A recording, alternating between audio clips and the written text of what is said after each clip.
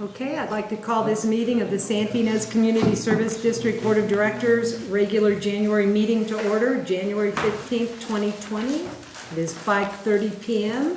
And Wendy, could you start with the roll call? Director Efron? Here. Director Revere? Here. Director Jones? Here. Director Muller? Here. Director DeAndre? Here. Thank you. Okay, could you please lead us in the pledge of allegiance?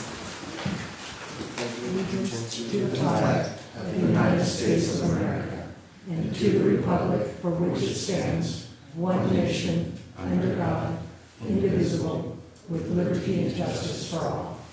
Thank you.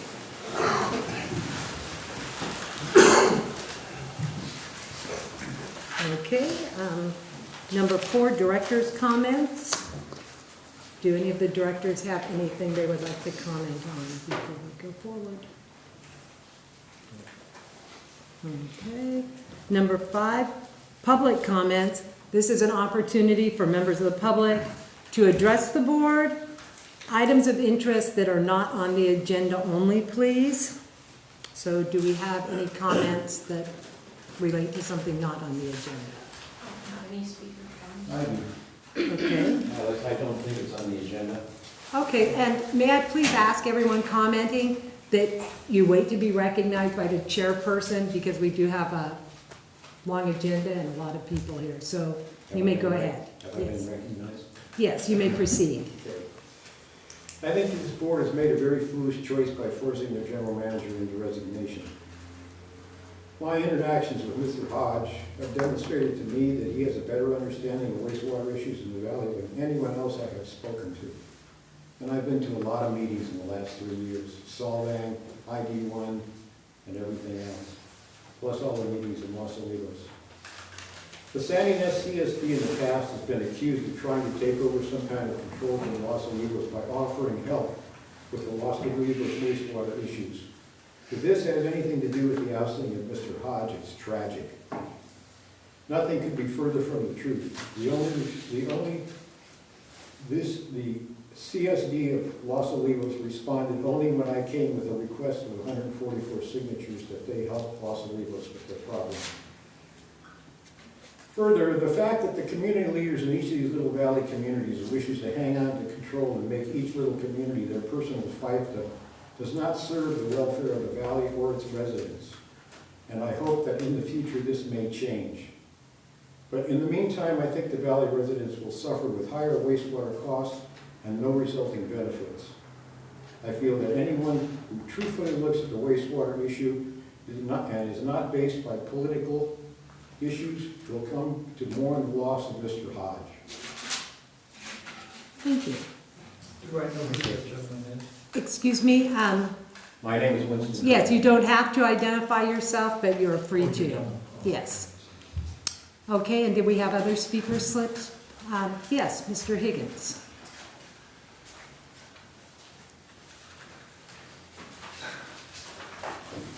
Good evening, board. My name is David Higgins. I'm a resident of Santa Ynez. The reason I'm up here speaking today is in a study that was done it was a recycle facility plan done back in May of 2017. There were 3 different options for taking care of our upcoming sewer needs.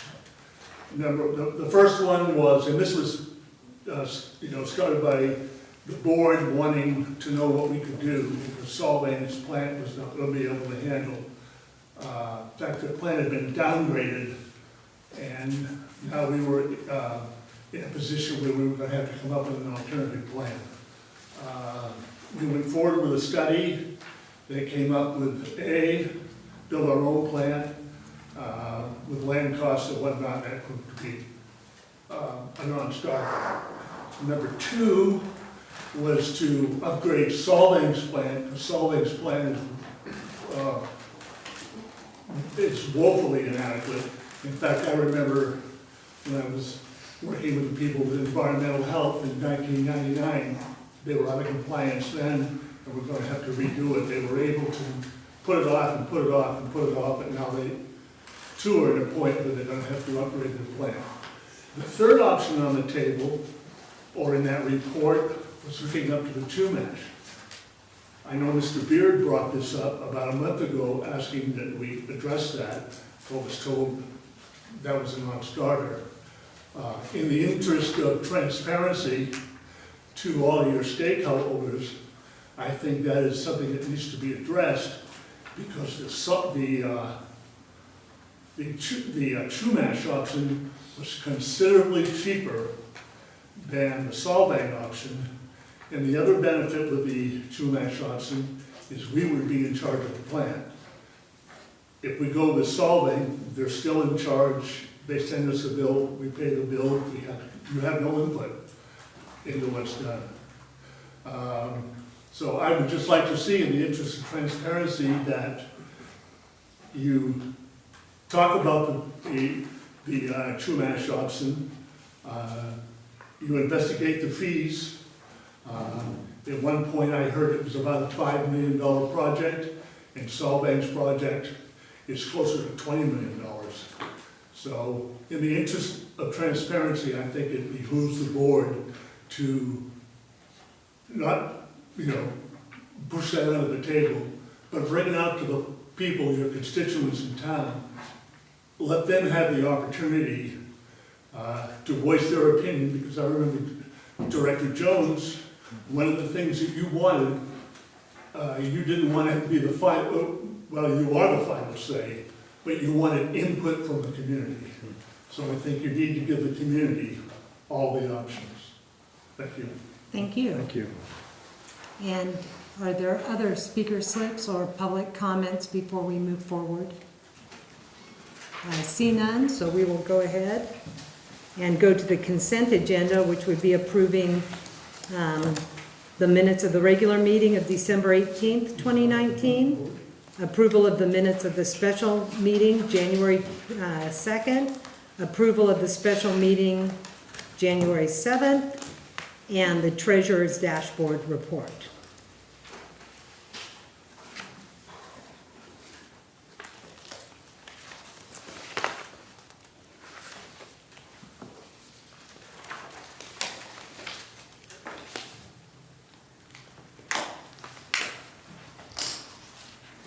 And is there a motion to approve the consent agenda or to make any changes?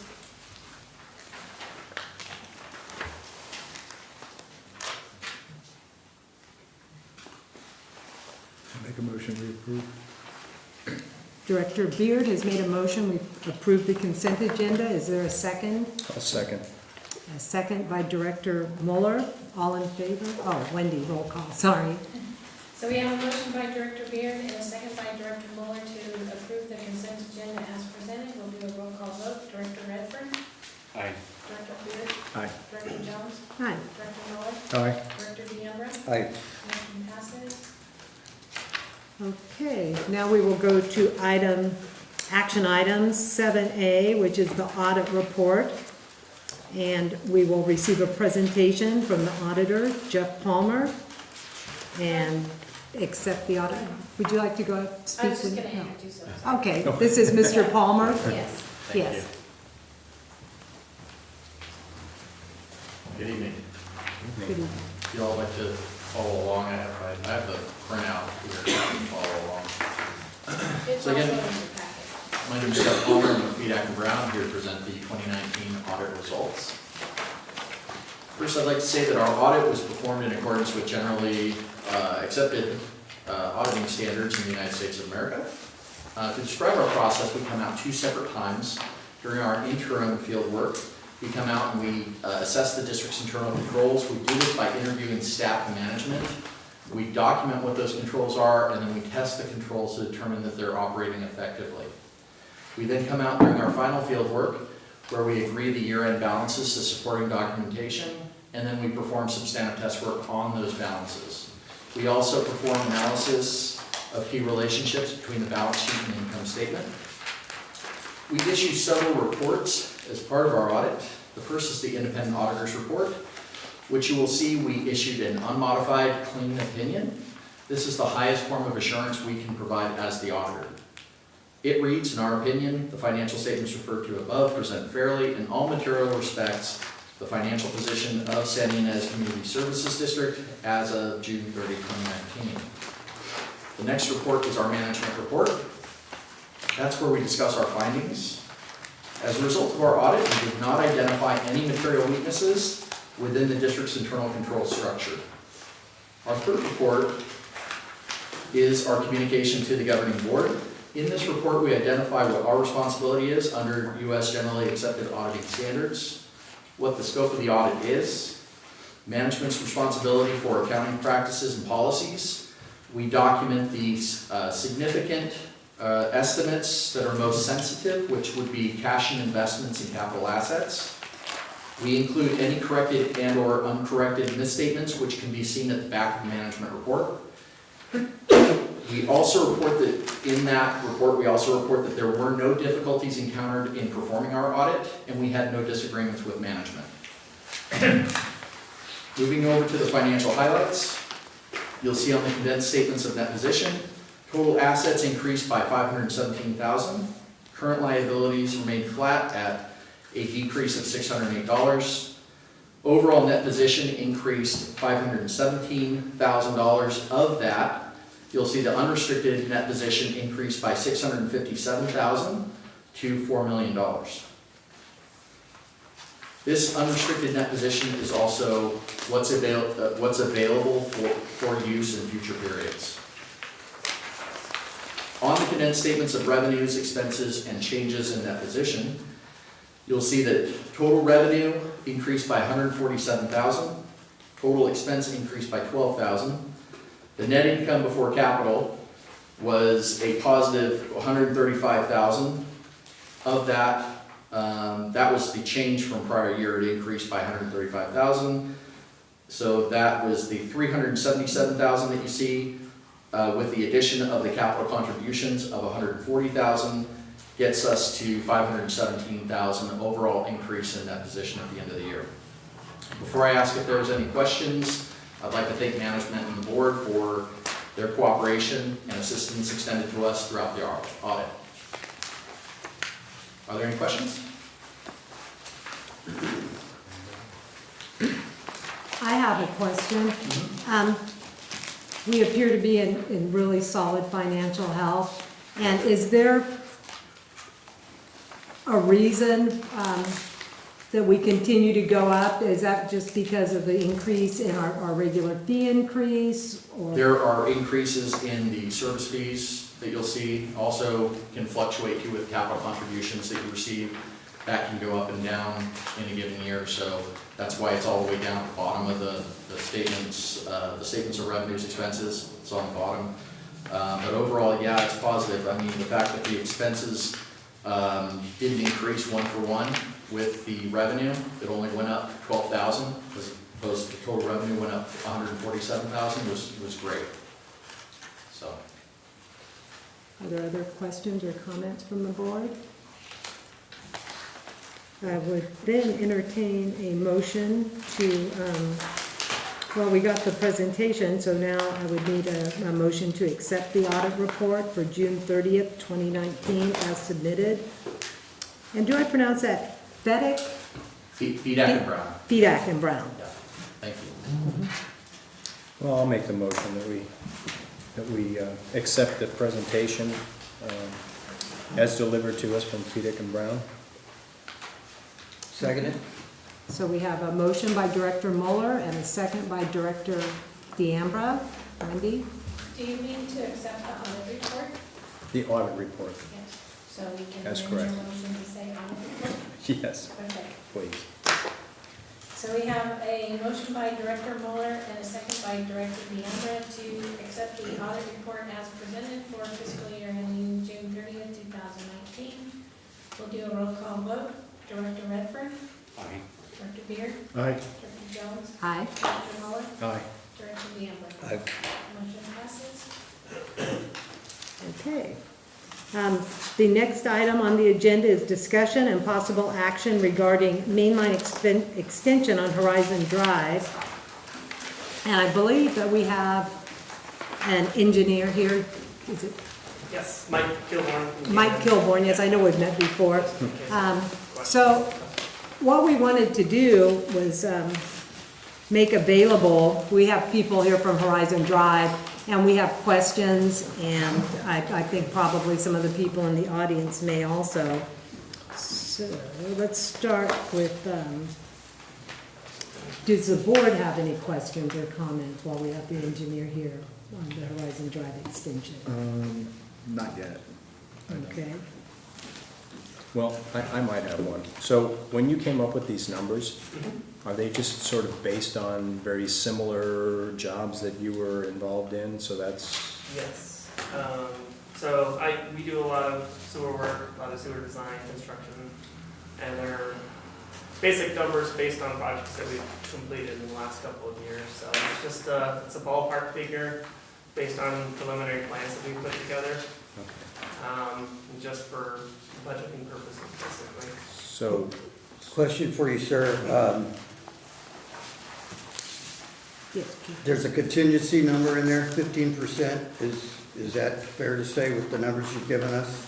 Yeah, we try and put a little contingency in there, just 15, 25%, what would you say? probably 15% or so. Okay, let me ask you this. One of the major reasons Horizon's here tonight is the high water table. I'm gonna guess when those puppies start digging, they're gonna dig in some water at 4 or 5 feet, might not be an exaggeration. What, is that in that contingency? Yeah, we tried to put that in the contingency as well. Yeah, no, we definitely expect high groundwater out there, and we know it's there. So that won't be like, oh, by the way, we have an additional X dollars that we didn't anticipate. That's in there for the most part, unless we hit Hoover Dam? Right. Okay. Thank you.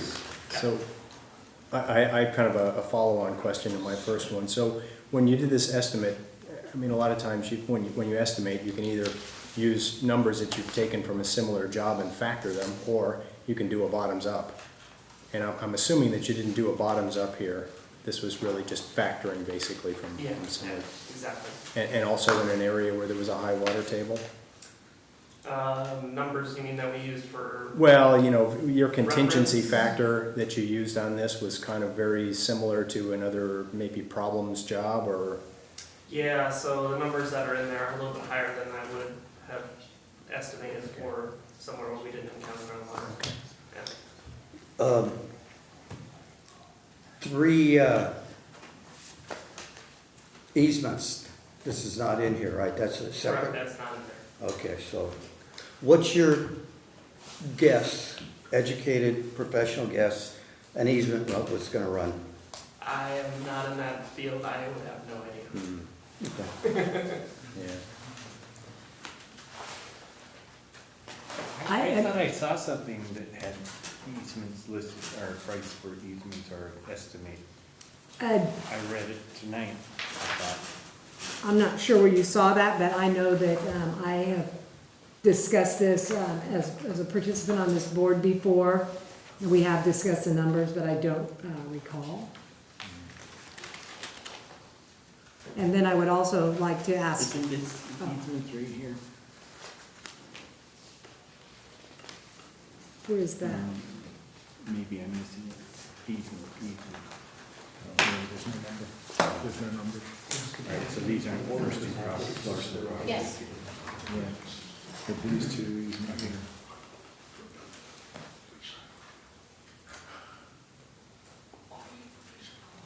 Yeah, okay. It's not. And then that would not be appropriate to ask you if that is a factor. That's a separate discussion. Cost-wise, you mean? Yes. Or is it Yeah, a discussion with you or with the easement? So initially on this project, Cameron and Jewel were working on the easement acquisitions, and they were kind of coordinating some of those numbers with district staff. I don't have any of those numbers, I'm not sure how much that costs, but Wendy, do you have any numbers for that? for I easement? have to look in Okay. the file. I know that it's based on fair market value, Right. and back in May of 2016, we hired Hamner and Jewel to go out. So I don't know if those costs, if we have those, if those costs would be valid now. Yes. Well, if I could weigh in, based on the documents that Mike provided to me recently, a day or two ago, it looks like Hamner, Jewel and Associates did a lot of work and made a lot of progress on the easement front. They met with as I understand it, there are easements over 3 parcels required for the project as designed. And 2 of the property owners were receptive to the idea of selling an easement to the district at fair market value, and I think the 3rd property owner was not. So when you have a situation like that, if the property owner simply won't agree, you file an eminent domain action, and you can get a right of immediate possession to go through and put in the project, and then you argue over what the compensation is, and the compensation will be fair market value based on what an appraiser determines the property is worth and the easement is worth. Hamner, Jewel and Associates met with the property owners, talked about the easement issue, prepared a description of where the easements would go, and communicated with them by email. I haven't seen they didn't draft an actual easement document, or if they did, I haven't seen it. And what I also haven't seen is and they were in contact with an appraiser to determine the values, but I haven't seen those numbers. So most of the groundwork has been done in terms of identifying the easements, describing the easements, contacting the property owners, putting an appraiser in place. A number may have already been already been calculated based on an appraisal. I wasn't able to tell from the documents I had. If there was, that would have to be updated, which wouldn't be a big project, but we're well down the road through that easement process, and we just don't have a number yet, which is obviously important to coming up with a project cost, and we'll talk about where that fits into the process in a minute here. I remember that, and so when you say we're going to talk about that in a minute, I know one question that I had was if the people who live on Horizon Drive are all stakeholders, I'm not sure if I'm using that term right, but they're all buying into this project, but ultimately we own the pipe, how does that work? Like, is there a portion that the district covers, or are we asking all the homeowners to pay the total cost? The cost of the project would be charged to the homeowners when they connect. They would each be charged a portion of the mainline extension. So if you have 17 homeowners, well, and oftentimes you have an engineer come up with the benefit associated with the project for each parcel. Sometimes you don't need to go through that formality, but in any case, one scenario would be if there are 17 parcels that could potentially use this mainline extension, every time somebody connects, they would pay 1/17 of the district's cost to construct the extension. And that cost would include the cost of acquiring the easement. The easement would be purchased by the district, and the sewer extension would be constructed within the easement, and that would all be part of the public sewer system, and the property owners would ultimately be charged for the easement acquisition cost as part of the cost of the mainline extension.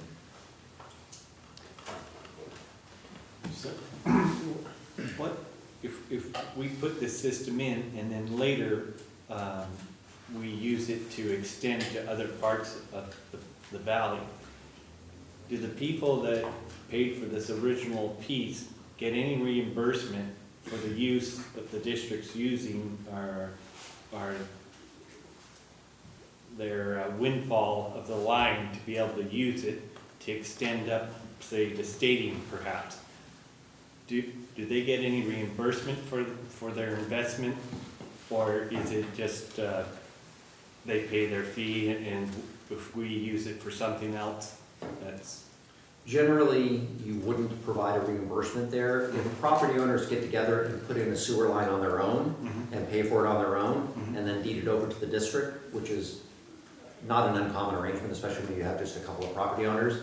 Oftentimes an agency will enter into a reimbursement agreement with those property owners that says, if somebody else connects in the future, we'll identify other parcels that might benefit from the sewer line in the future, and if any of those benefited parcels connect within X years, it's usually 5 or 10 years, then we will collect from them a reimbursement fee, and we'll give it to you after deducting a modest administrative charge. So you see that sometimes when there's a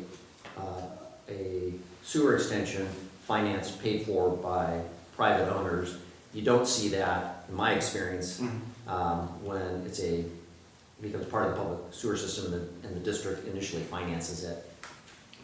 And I can't say it never happens, but one problem I can see there is that the district may not have recovered its costs from maybe 5 out of the 17 connect, and then when others are connecting later down the road, the district probably wouldn't want reimbursement payments going to the property owners when it hasn't even recovered the costs of constructing the system. By the same token, happened early 90s. People wanted, when they moved from some of the east side to Calzada and west, people wanted a pro rata. Saying, well, this is an existing system, why should I have to pay all of this when it's already there? You're just gonna run the pipe up. So I mean, I think Counselor put it very candid, very right on target. We'd be nice, but if we got 5 out of 17, it may be many years before we got the 16 or the final 17. Right. And in essence, that's a loss of income, not only on not bringing income, but we would have lost interest earned in the bank had that money remained there. So it's nice if you pull it off, but I don't see how mathematically you could do it financially. I understand, and that's, I wanted some clarity there. Yeah, and I did too, and I wanted the people to hear it too. Okay, and are there questions from people who have homes on Horizon? Because we have an engineer here who did the report. I've got some information to share with the board. It might make sense to wait for public comments until I share that information because they might have questions about that as well. Yes. So you may recall at the last board meeting, I made the recommendation that it might be helpful for the board to see all of the steps that are involved in approving this project and constructing this project and so on. So I've gone ahead and prepared that. I anticipated that that maybe Jeff and I would work on it together. But I put together something on my own, and before I hand it out, I want to make a disclaimer. Planning projects and implementing projects is not something I'm really trained to do, but I've been involved in enough projects that I have a pretty good idea regarding what the steps are. And so this is not something prepared by a project expert, that it would look different if you got it from a professional planner or maybe, somebody who works for a public agency that does this kind of thing all the time from start to finish. This is my best effort. It's also a work in progress. I've tried to put things in a logical order and in the order that I think you'd address these issues, and then I provided comments. But this will change and be updated. The engineer hasn't had a chance to look at it because I just got it finalized today, so I think he'll probably have some input. So it'll get adjusted. It may not be 100% accurate, but I think it will be helpful for you to see what's involved in a project like this and what you're going to have to do in order to move forward. So these are the copies for the board members. I've got some extra copies for the public. I just gave Mike a copy. Maybe I don't think I just move that before coming up here. And yeah, I'll put them up here if people want to get one. If you can share, that'd be great. There's not Thank you, Rick. a big stack there. Thanks, Rick. And I appreciate that this is a preliminary draft, and this is really, I think, what the board has been asking for, to get an idea of how we move forward. So I'd like to take just a few minutes to run through this. And so I've got the action items on the left, and the first step is to determine the need and the timing for this project. And that involves what your staff is telling you, their assessment of the situation, what's going on out there. Maybe I could add your own individual assessment based on what you're hearing from your constituents and your familiarity with the neighborhood and the problems that occur out there. Input from the community, and we have been receiving that at a number of board meetings, more in particular recently.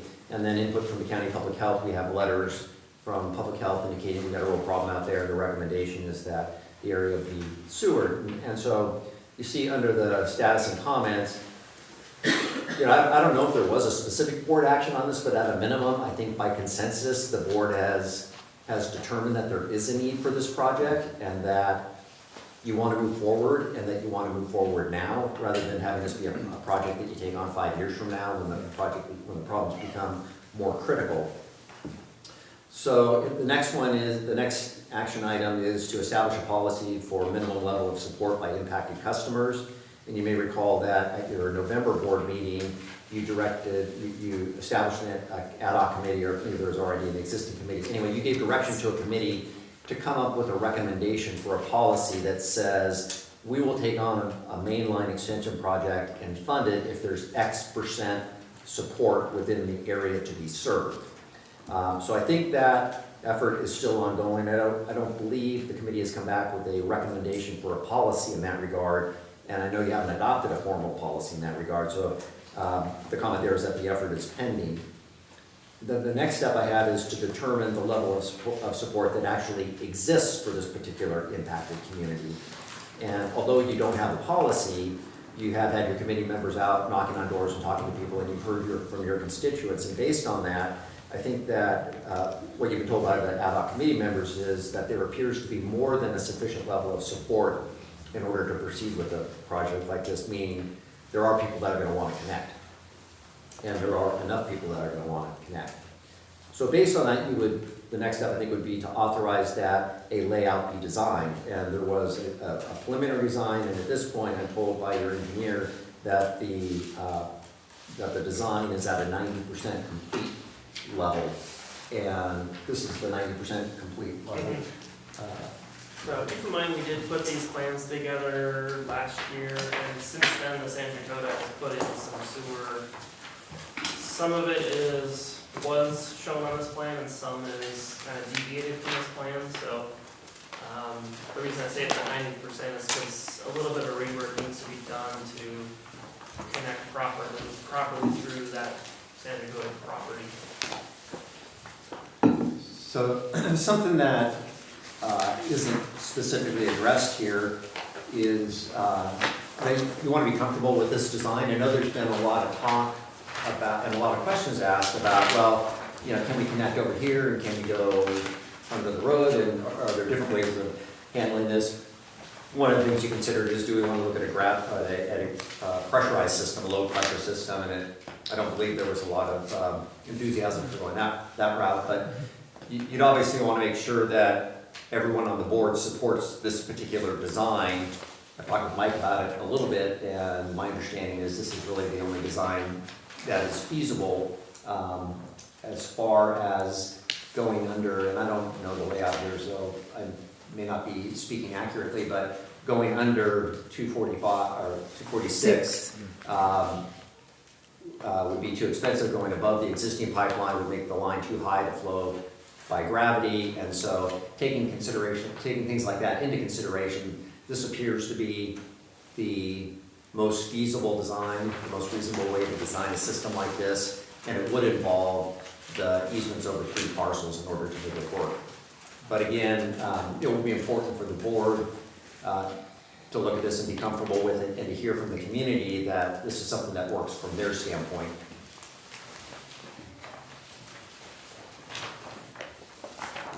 So authorize the design services, that's happened.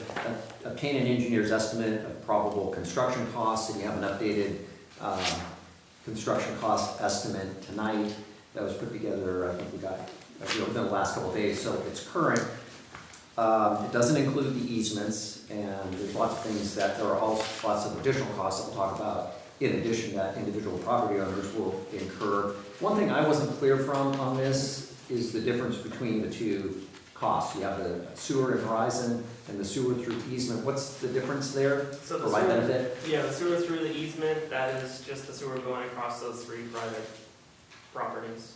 The sewer that's in Horizon would actually be in the roadway up Okay. on Horizon.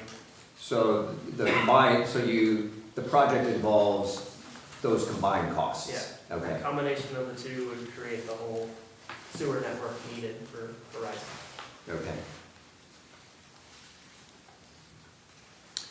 And finishing the design 100% then would be contingent upon getting those easements. Right. And we will talk about the easements and the timing for that in a minute. Yeah, okay, great, thanks. Next, I have decide on financing method. Not entirely clear to me when the best time for you to do that is, but I think now would be an appropriate time for you to do that.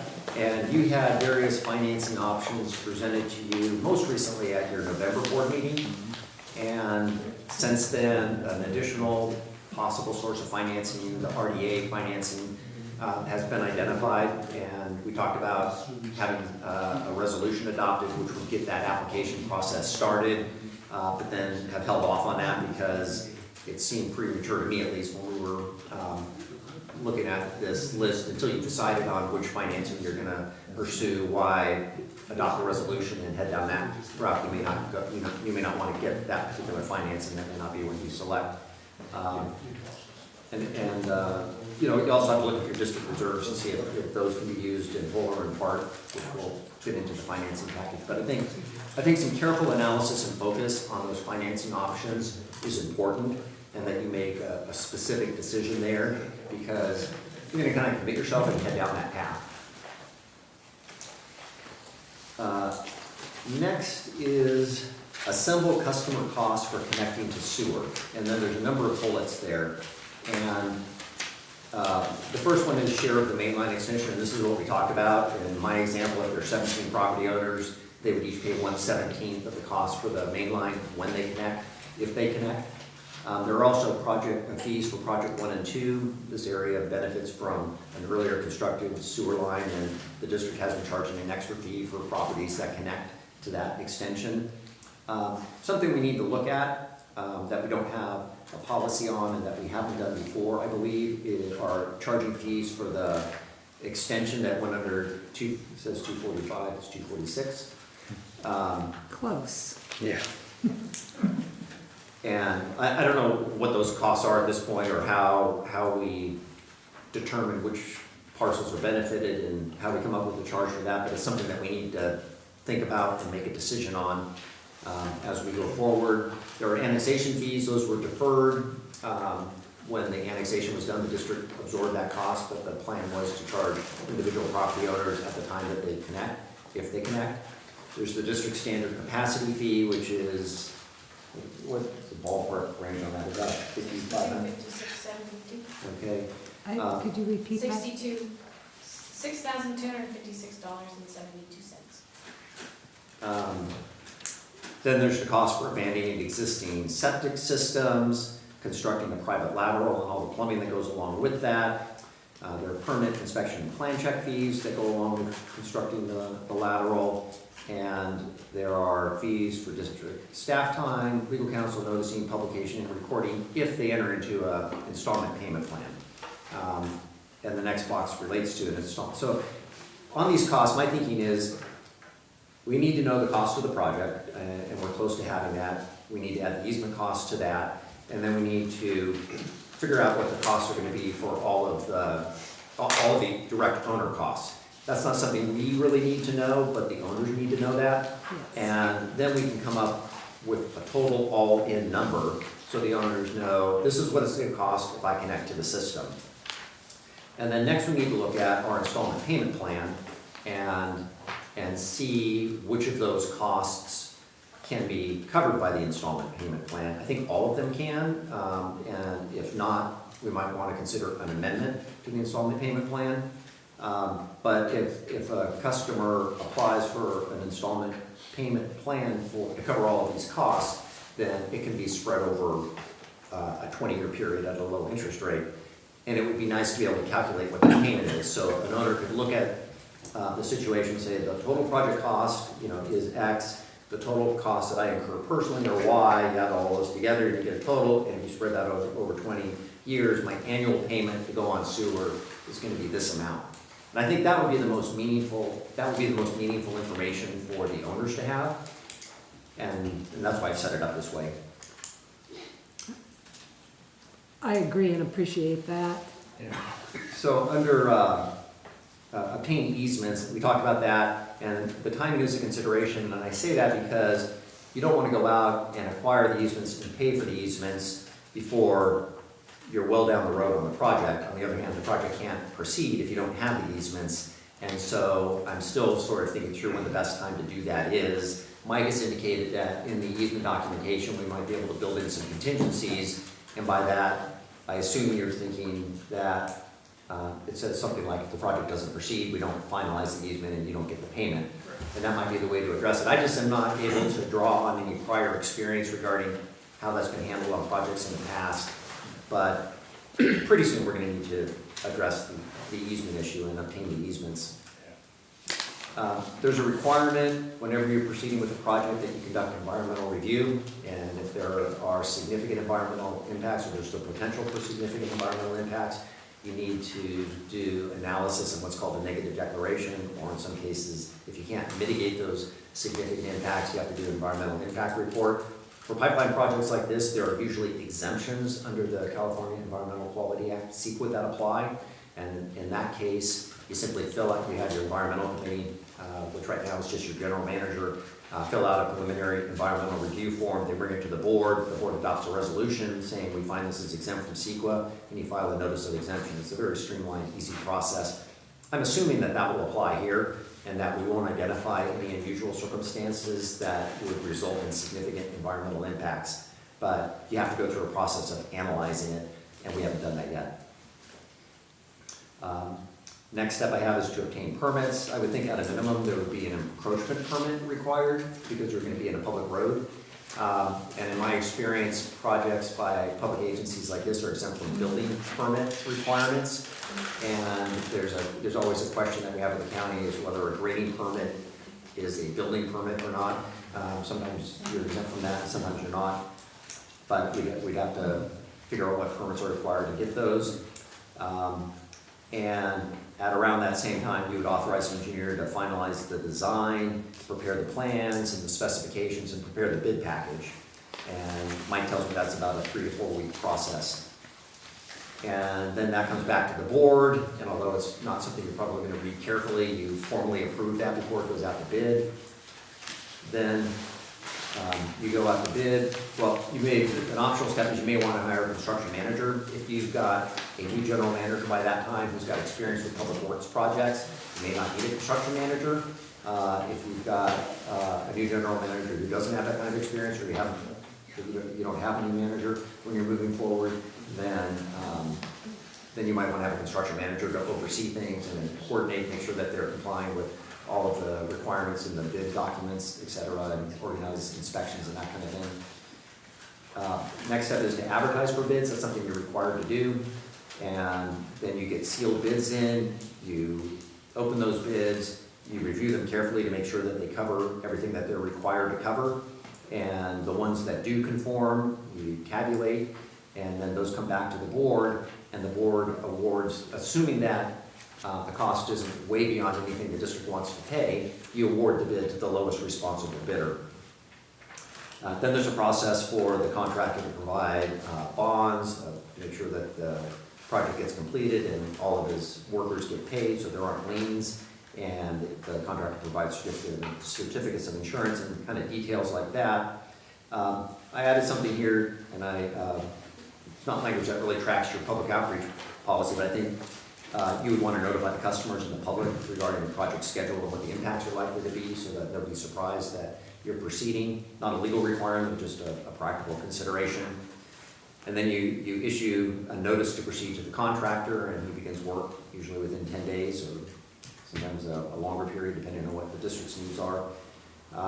Along the way, the construction manager and the district staff will be performing inspections, and then when the project's complete, you'll do a final inspection to make sure it complies with all district requirements. At that point, you accept the project, and you're done on your end, and then customers can apply for a connection. If they desire to connect, they can apply for an installment payment plan if that's desired. And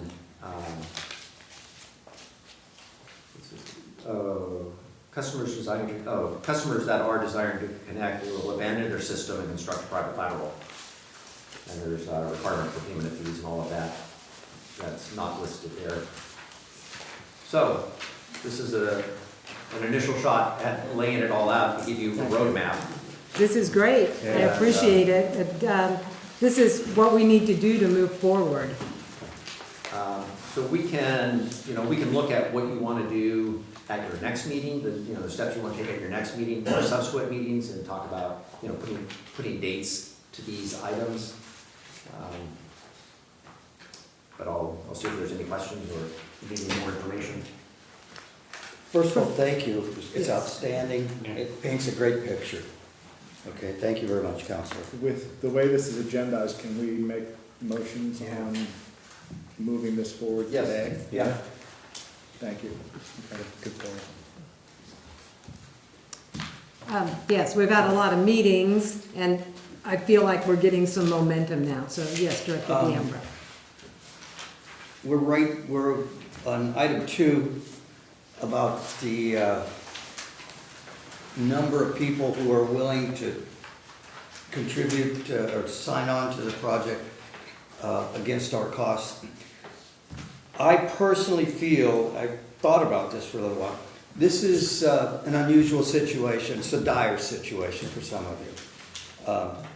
I kind of would like to back off on, or reduce the number that we agree on to get this thing going there, because if in fact we have a lot more rain and someone puts a new septic, has to have the ability to leach. It's that simple. The water table there doesn't afford a lot of you that ability. And because of that, it's like a gun to your head. And I would like to recommend to the committee that we kind of reduce the number or the percentile who are willing to sign on now and get this thing going all the way down the street. The Redbird, I was thinking of like about 30%. How much? 30%. You know, if you want to go 20%, I would support that. If you want to go, I would support, let's say, 15, 20, something like that. I'll just throw that number out and maybe we can discuss that and then we can. Before we discuss Yeah. that number, I'd like to make the point that, as we've all said, this is a pretty new board. It's a Yes. learning curve, and this isn't just an investment for the homeowners, or this is an investment in our community. Sure. And it is an environmental issue. So I agree with you that, maybe that is something, and I will ask Mr. Battles. We wanted to come up with a policy, but this doesn't seem to apply to this situation, because environmental health, I think, would very much want us to move forward. I don't see any reason that we can't move forward, and we've got a lot of steps to take. So, getting hung up on how many people need to buy in seems to slow the project Yeah, down. no, I mean, I was going off the recommendation, but as far as I'm concerned, and I think the rest, go ahead, Wendy. No, finish. The rest of this board is concerned, we want to move forward with this project, and we understand their dire need. It's, the percentage is to set for a policy later.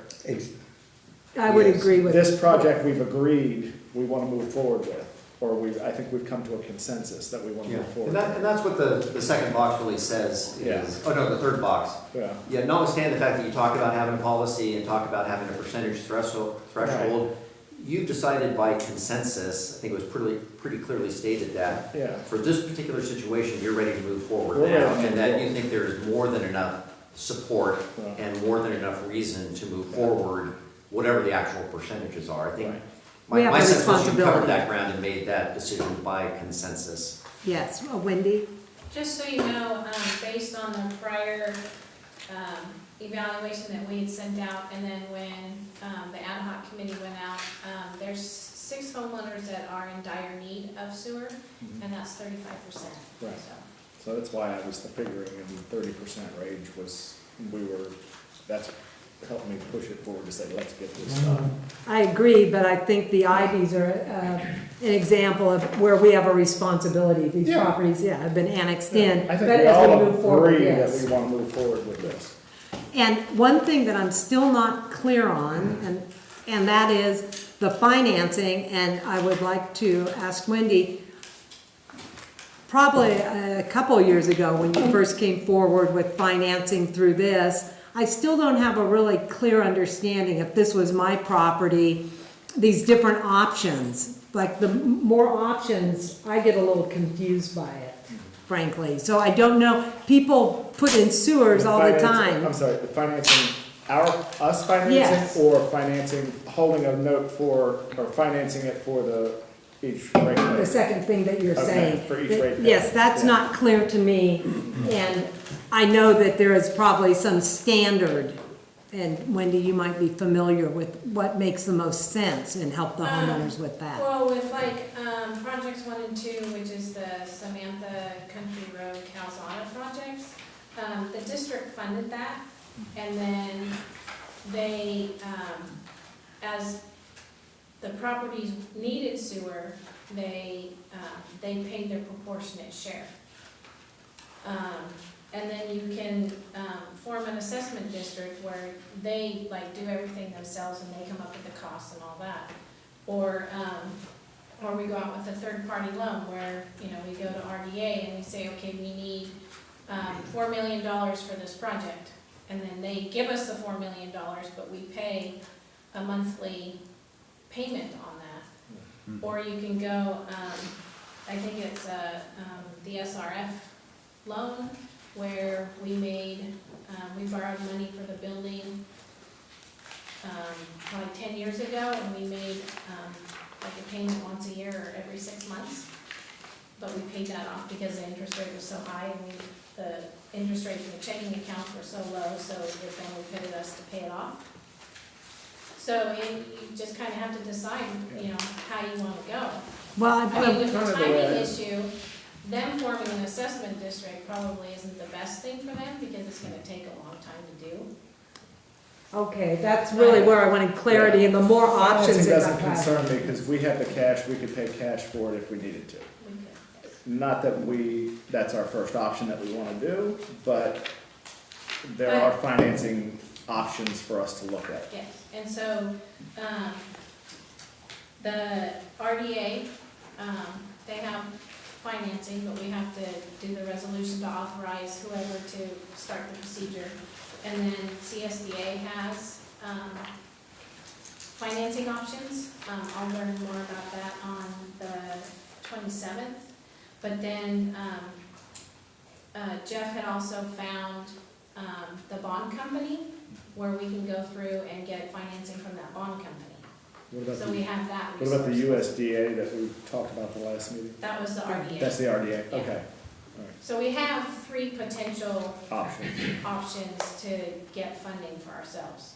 The RDA is something new that we don't have experience working with. We do, we Okay. actually had a loan prior to them, that's why he's like, oh yeah, well, all you have to do is fill out the form and we'll get you money, because we already have you in your system, you've paid it off, and you're in good standing. So So you think that is an attractive option? they're all attractive. I mean, the Depends, 3, what's the best interest rate and what's the best loan value at the time? well, yeah, so currently we're getting 2% in our money market account, where we have all the money. And then the interest rates could be 3 to 4%. And what, then if they were to put it on the installment payment plan, then they would pay 1% over prime. And last I looked, prime was 4, so it would be 5%. So if we loan it if we borrow it at 2%, they pay 3% or 5%. yes, I just wanted to comment, I think everybody understands there's 2 financing issues. There's the issue of how the district finances the cost of constructing the project, and then the other issue, how do the owners finance their share of the cost when they buy in. right. And a couple of years ago, we came up with this installment payment policy that allows customers under certain circumstances, really people with failing septic systems, not people with vacant lots that are developing, or where you have an existing residence and you've got a failing septic system. Under those circumstances, you can take advantage of an installment payment plan and pay over time. And that's a pretty uncommon arrangement. It's unusually favorable to property owners. You don't see it, it's a pretty creative way of addressing the problems that we see again and again in the district. Because you always have this issue of, well, we can't incur this big expense because we don't know if we're gonna recover it, and, you know, everyone else in the district isn't benefiting from it, so there's that obstacle. We really need to encourage people to connect, or make it feasible for people to connect when they wouldn't otherwise want to or be able to afford it. So we've got this creative installment payment plan that makes it hopefully much easier for people to connect than would otherwise be the case. What it means is that the district has to wait a lot longer to get repaid when it incurs an expense in building a project like this. Okay, And But then- normally, a property owner would just pay everything at once. If the district pays to build an extension and then someone wants to connect, in most situations, the property owner would have to pay their full 1/17 plus all of the costs of abandoning the septic and constructing the lateral. yes, Wendy. And we'll go over it in, on item 8, but just so you know, we received our December property tax, and we're gonna get the other half in April. And with the first half, we have $4.4 million. So, and,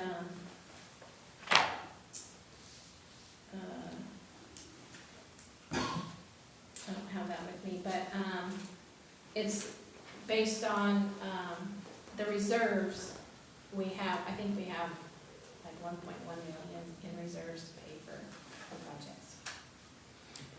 So right now at this step, we have consensus from the homeowners and the board that we want to move forward.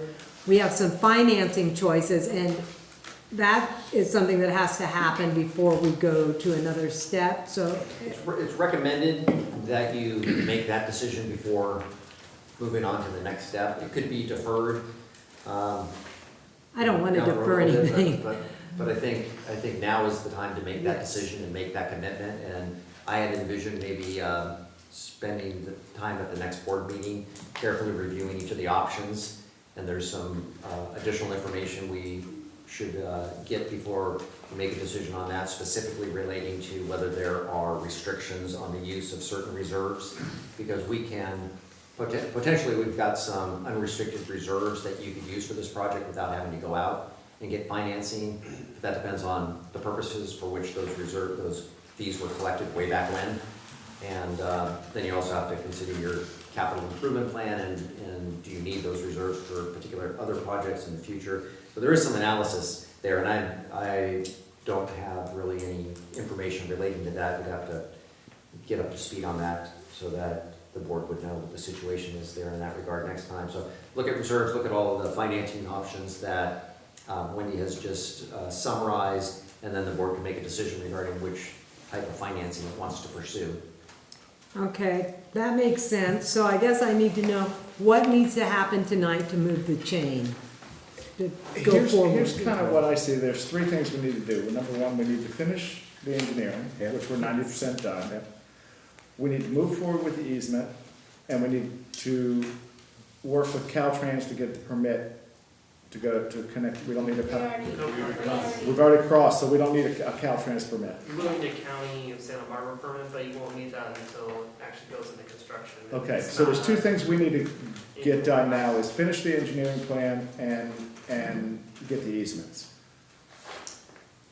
Yeah, to get go, to do get you this. want, just following the sequence that I've laid out Yes. here, Yeah, the next step would be to determine the financing. I'm and not then- worried about the financing, we've got the cash. But you may not be able to use the cash for this Yeah. project based on restrictions there. Yes, I have Mr. one Higgins. question on the use of the cash, Yeah, and it goes back to what I spoke to earlier. yeah. You have that oncoming project up, We know that. let's do We- one person at a time. I've recognized Mr. Higgins. Yes. and Okay, I want to hear from Mr. Higgins, you've please. got that upcoming project, whether it's going to the two-mash or solving, either way, it's gonna be a lot of money. Right. And I think you, in my estimation, you'd be maybe a little remiss in taking a lot of your reserves and putting it in to pay for this right away. I mean, that's a big question mark out in front of you, and I Right. don't know how far out that is. I realize But that. it's a lot What I'm closer sa- than it was Yeah, yesterday. yeah. What I'm saying is, I know we have the cash now that we could do it, we can look at finance next meeting. Right. Yeah, But that's we- my thing. I'm not saying don't finance. Okay. I'm saying look at finance next meeting, let's move forward with getting some other things done. Yes, and Mr. Redford. I know we have some of the homeowners here tonight, but we don't have the majority of them. Right. Maybe we also should offer them the chance to be here to hear about it so they can put their input in. At least we offer, put it out so that all the homeowners know that we're looking at financing on our next meeting. Right. And if they want to have some input, they should be here too. That pertains to our outreach policy. The homeowners that are here, oh. And I yes, would, I would Mr. Bell. anticipate that, something we'll do without, board direction is assemble the cost information for the next meeting so that you'll be able to see this is what the cost per customer is going to be to connect. You don't have to have that information, but you, I'm thinking that you will have that before you move forward, but I think that it will be nice to finally see that, all tabulated, and that's something I would expect to have for the next meeting, as you take, additional steps here. Okay, so tonight, we have consensus to move forward, and at the next meeting, we are going to have information specifically on how the district is going to do the project, how we're going to pay for And it. we're gonna finance. Yes. Finance it. Yes. And an approach would be for you to take action on as many of these things as you can at the next meeting. And, I'd actually like to take action on some of them tonight. Yeah. Although, so Mr. Battles, what can we take action on tonight? That's what my That's- question yeah. about moving forward. How do we step forward? so, the last two boxes on the first page are things that haven't happened yet on the first page. You can't take action on the financing tonight because you don't have enough information. Right, You need that's why I more- say move it more to the focus next on that. You can't assemble the customer costs, that's something that Wendy and I and Mike will need to do. And I'll need to analyze the applicability of the installment payment plan once we know what all the costs are. We can move forward with the easements, you could give direction to have Hamner, Jewell and Associates dust off what they started before and move forward and figure out how to handle the contingencies with them. So you could take action to direct staff to move forward with the easements tonight. You could direct staff to conduct the environmental review, which I think will likely not amount to much. And might be a bit early to obtain permits, since we haven't got final plans and that kind of thing, and we're 3 or 4 weeks out. Mike, do you have an opinion on that? I wouldn't worry about the permits because it's just a county permit, and like I said, that'll just be required at the time of construction. Okay. But I do agree on in the environmental. I did speak with Tara Verde, they've done some environmental work for you guys before, and I spoke with Hamner and Jewell this week. They both have kind of worked on this project in the past, and I just reached out to let them know what was happening, and they're on board to, get proposals to the district to continue working on the project, so I think those two things could move forward. Okay. I need some of that information from them before I can finalize my plans, so I'm probably a couple weeks behind them, schedule-wise. Okay, and so can we do this by board consensus, or do we combine those two things in a single motion? I think, at this point, it would be best to do things by motion. And so the question is, what do you want to include in your, so a motion could be direct staff to come back with further information regarding financing issues for consideration and action at the next board meeting. And direct staff to assemble the customer cost information for consideration at the next board meeting. Not something you'll take action on. Direct staff to analyze the applicability of the installment payment plan and see, particularly if any amendments might be required to cover all of the costs associated with this project. Direct staff, which would include, I think, the engineer, to coordinate with Hamner and Jewell to move forward with the easement acquisition process. Direct staff to initiate the environmental review process. And then I think there's a question, do you want to authorize the final design at this point? That's a 3 to 4 week lead time. I think so, Mhm. yeah. Okay, that would be, then that would be part of the motion also. Wendy, are you keeping up with that? Oh, that's how your hand cramping up there. It's a long motion. It is. I will make that motion. Okay, so we have a motion from Director Beard. Wendy is writing out the direction, but you can read it. Do we need to hear it again? Or is everybody clear on what is included? I'll read it again. Okay. just For the record. Thank But you. We need a second. I'll Yes. make the second.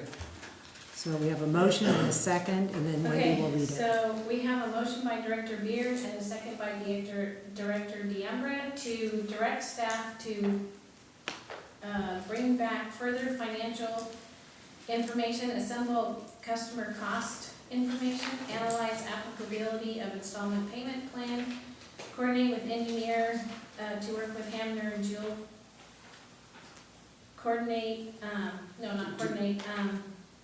do the To move forward with authorized the staff easements. to do what? Hammer and Jewel to move forward with the With easements. the forward with the easements. Direct staff to complete the environmental review process. Initiate the process, Initiate, yeah. okay, I didn't get all the words, sorry. And authorize engineer to finalize the construction plans. And just a little clarification, and the notification, the notice of the people on Horizon, is that part of this? Or does that happen just per our policy? I would say go ahead and include it in the motion. Notify the residents on Horizon regarding the upcoming meeting. Yes, okay. So Wendy has read the motion. I'm not And gonna- I would, Yes. we haven't had public comment yet. Before Oh. we take action, you might want to hear from the public if anybody has Yes. any input or questions. Gary? I hope we get notice of this meeting before the date of the meeting. That's my fault. I know. I apologize. That is Wendy has crazy been, week. yes, working really hard. That's, Yes. that's fine. Much I could do. I think when you do notify all the residents, it won't be by email because you probably don't have all their emails. So you might have to put out either a mailing in the mail, and you'd have to do that like a week or so in advance because it takes so long for the mail to get here. Probably has to go to Oxnard and back. Or you need to you need to put a piece of paper on everybody's door. We went door to door today. Okay. Well, And, okay. Mrs. Ivy?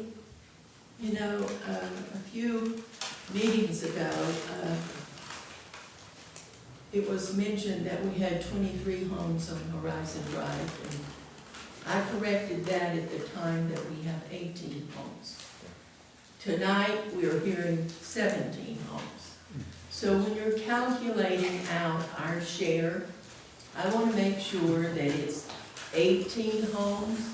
It has always been 18 homes. We haven't torn down any homes.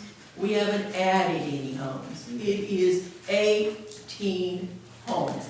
9 on this side, 9 on this side. And it's a cul-de-sac. Also, as a resident that has paid from 1995 up until last year for services that I have never received, I paid to this for my annexation. I paid to this community service. I brought proof of that and provided it to you. So, I think in lieu of that, if we have people on our street that have a limited income, that it should behoove the board to at least look at the option of giving them a payment plan, because the water table is extremely high. And I feel that if there is a payment plan offered to them, that more people would go on. So if you don't have a payment plan and you get 3 or 4 or 5 homes, but if you had a payment plan, you could get 15 homes or 10 homes, then it's better for you too. You know, I just think that even though it's not a normal process, we have suffered a long time. Now, I had an engineer to come out at my home, and I have the documentation. They went from the front of my property over to the middle of my property to this side of my property. They went down 6 feet, they hit water. They went down this way, 6 feet, hit water. They went all the way around my property, all the way across the back, and we hit water at 6 feet. And a lot of that was because the aquifer was changed when they built the Y. And they put in that pool and all that other stuff, the whole aquifer, and they showed me all of that, how it was changed, and all that water now is backed up there on Horizon Drive. So we do have a real emergency kind of thing, and I appreciate you guys deciding to, we finally got a new board. I've been through boards, I've been through managers, I've been through everything. You know, I've been here for 40 years. You know, so, and I want to personally thank whomever removed Jeff, because when he sat here at the last meeting and stated that he'd been sitting on $500,000 designated for Horizon Drive, and he was just waiting for a board to direct him, I just about was ready to go through the roof. And you know, he was very disrespectful to the board and to us. He did not do his job. And so if he had not been removed, I would have personally started a campaign to get him removed. Because every meeting, it was him that kept bringing up stuff that, oh, we can't do this, we can't do that, we can't do this, we can't do that. We've heard all of that. You know, so I'm glad, I appreciate you, I thank you for finally being positive, because where there's a will, there's a way, and people do what they want to do. And so if you really want to do this for Horizon Drive, it will get done. And the only other thing in closing is I'd like for this gentleman, which I don't even know his name. This is Mr. Battles, Rick Battles, he's our He doesn't counsel. have a nameplate. He's our counsel. He is a, Rick We're Battles. gonna get him a name Yes, that's good, yeah. You know, and so we have this guy sitting over here giving us all this stuff, and I don't even know who he is. He is Rick Battles and he is employed, yes. He's our counsel. Yes. He's our. I know that, well, what's his name? Yeah. Yes, and now you are introduced, What is his name? Rick Rick Battles. Oh, okay, thank you. Yes. You didn't know that? Okay, so are there any other public comments before we move forward with the vote? I don't see any others, so Wendy? Okay, so do you accept the amendment to notify the residents? Yes. And Director Deambra, do you accept the amendment to the motion? The second, yes, I second. Okay, so we'll do a roll call vote. We need a timeline on that going out? I think the timeline will firm up at the next meeting because we have a list For the of, mailing, for the. for the I mean, notice. I think that should be out at least 10 days before, not relying on the post office to get it there within 4 days, because they're terrible. I agree, In my humble opinion. but Wendy has really produced a lot of work and It's yes. gonna be on the next agenda, so now we know, so we can send out the. We can send it out notices. early. Plenty of Yes, Yeah. Well, I'm okay. just thinking, the reason, no, not against you or anybody, is that there's some homeowners that live in LA or other places that may want to be here for this meeting. And you're the That's all. person that contacted, so you would know. Right. Okay. So we have the motion, the second, and now, So we'll go Director Redford? Big eye. Yes. Yes. See. Director Beard? Aye. Director Jones? aye. Director Muller? Aye. Director Deambra? Aye. Motion passes. I think we've made a little forward motion tonight, folks, so yay. Okay, thank you very much. Now we will move on to agenda item 7C, consideration and approval of professional services for Water Systems Consulting, Inc., and I will have Mr. Battles, let's see, who has also been working very hard. I appreciate Yes, it. thank you. So, this is a contract with Water Systems Consulting. And the district has in the past worked with Rob Marrow, where you pronounce his name, and he was with another firm that got bought. And so he's with a new firm, and the district is interested in continuing to have access to him on an as-needed basis for professional services. So he sent the district a contract with his new firm, and I went through that and made quite a few revisions, and they accepted all the revisions on their end, and what you have in your packet is the revised version that incorporates all of my requested changes. What I don't know is what kinds of services we're likely to use him for in the near term. Wendy, do you have any sense of that? The importance? That was mainly to use him in case they have questions about that reuse, that reuse study, Okay. or that lists all of the 3 options of our wastewater Right. alternatives. Would he have input regarding the solving upgrade? Is that something that we would? Yes. Okay. Yes. Okay. So I think that would be the reason to have him available and have a contract with him so he can be used on an as-needed basis. And this is because we have been using him, the company was purchased, and so there isn't, you. He moved to a new company. Yes, and so you renegotiated some of the terms of the contract that we were given before the, I think it was the December meeting. Right. Question for you. Contract on an as-needed basis, does that mean, it seems to me that there are 2 different statements there. You can call anybody on an as-needed basis, but a contract means you're committed to them? No, the contract means that if you call him up and ask him to provide services, you've already got a contract that addresses that. He wouldn't have to send you a contract on the spot. Does that also eliminate us for a second input? Somebody else? No. So, okay, so we still have an option to get a second opinion. Right. a second bid. Yeah, Okay. and it's got a short termination period, in any case, if you felt that you weren't going to use them at all in the future. So what, Yes. I've got a quick question for Wendy. So, and I don't really know how you operate here, but does this supplier then come onto our approved supplier list? I mean, we have like a vendor number and all of that in our back-end system. Is that what we're doing here? We're actually adding that as like an approved supplier? So that when we did want to contract out, I mean, I know how bigger companies operate, and that's the way we operate, but I don't know if the district does that same thing.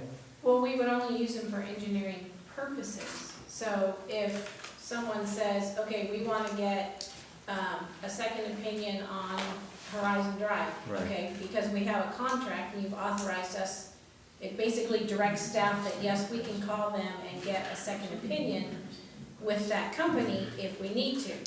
So if you guys say, well, we're not, let's see if we can, get another firm to do, give us another price to see if, we're in the ballpark kind of thing. Well, then we can just call him up and say, hey, can you get me the quote? Can you give me a quote on, on traffic safety or, something like that. So it sets that we don't really have a vendor list, because we have like all our vendors, but okay, let's say if there was, let's say a sewer main break, and we needed somebody to engineer it, and let's just say, the dam breaks at Kachuma, and Cannon is busy doing engineering to try and fix, to get plans to build, stop the dam or something, and he can't help us, well then we have authorization by the board already to call up Mr. Morrow and say, hey, can you give us plans to fix this sewer line? That's just an example, it would be an emergency, so, but that's what that allows us to do. How do you keep track of good suppliers versus bad ones? In other words, if something were to happen, and so let's say this engineer came back with a I don't know, there was something in the report that really caused us a lot of grief, and we wanted to put something in the record, and basically, you know, a lot of companies have standards where you'd have like after 3, Gary knows this full well, after like 3 strikes, you're out, basically, and you backline that supplier out, and that supplier is then, you know, forbidden from actually doing any work, and you would know that, because when you went to go give them the contract, you'd see the list, and it would just be struck out. Well, we have, it would be in the file. Okay. And it could be in our contract binder, and then it would, I mean, we have a vendor list in the financial system, and so we would just make them Okay. inactive, and, I mean, we would put a note somewhere, and we would make known that Okay. not to use that vendor, like when they did, I don't remember what construction project was, but, we'll never use him again, because of what happened, and so, we're small, so we know. Yeah, okay, good. All right, great, thanks. Okay, so right now, yes, I'll just mention the contract provides that the district can terminate it at any time without notice and without cause. So if we wanted to use somebody else, that wouldn't be a problem. And it's set up to be signed by the general manager. I think the motion should be to authorize the board president to sign. It gets countersigned by the secretary. okay. It just eliminates having to go to the board to ask Right. for. Yeah. I agree, I was just wondering if we should ask for a motion while we wait for Mr. Redfern, or is Should there? we wait for him to come back? I think he's on his way.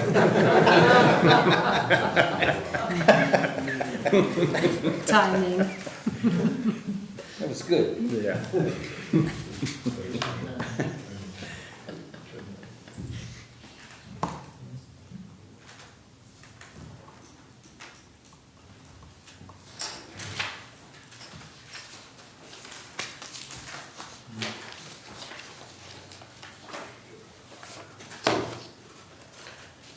Yes, I know we've yeah. gone past horizon.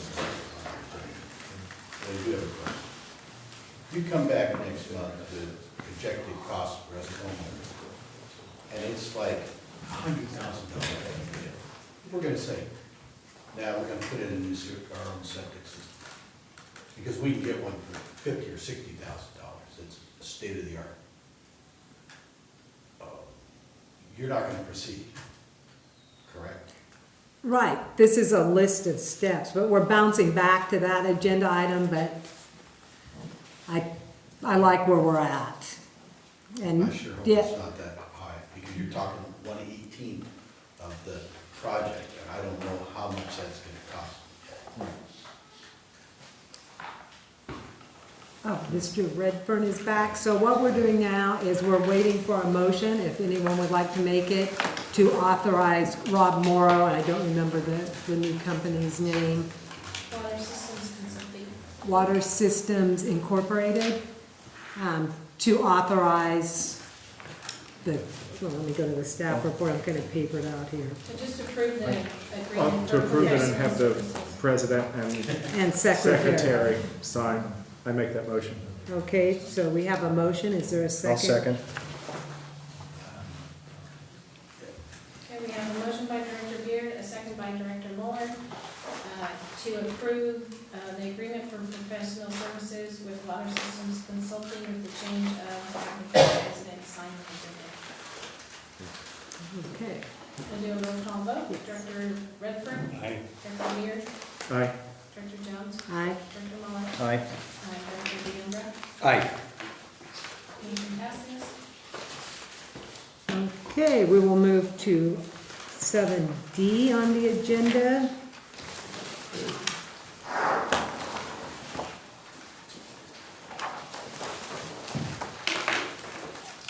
No staff report, so I will ask Mr. Battles to give us a little information.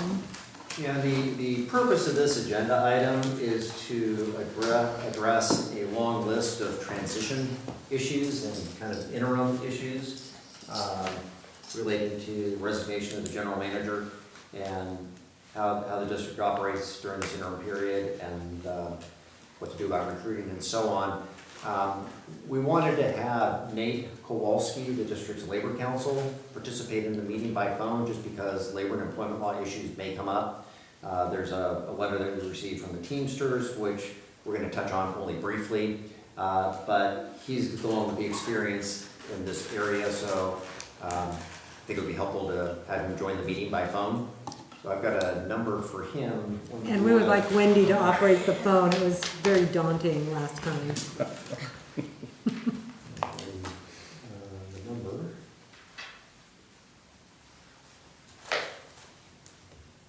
It's right at the top when I came when I left my office, and it's 20 messages down. I can read it to you if you want to dial. Okay.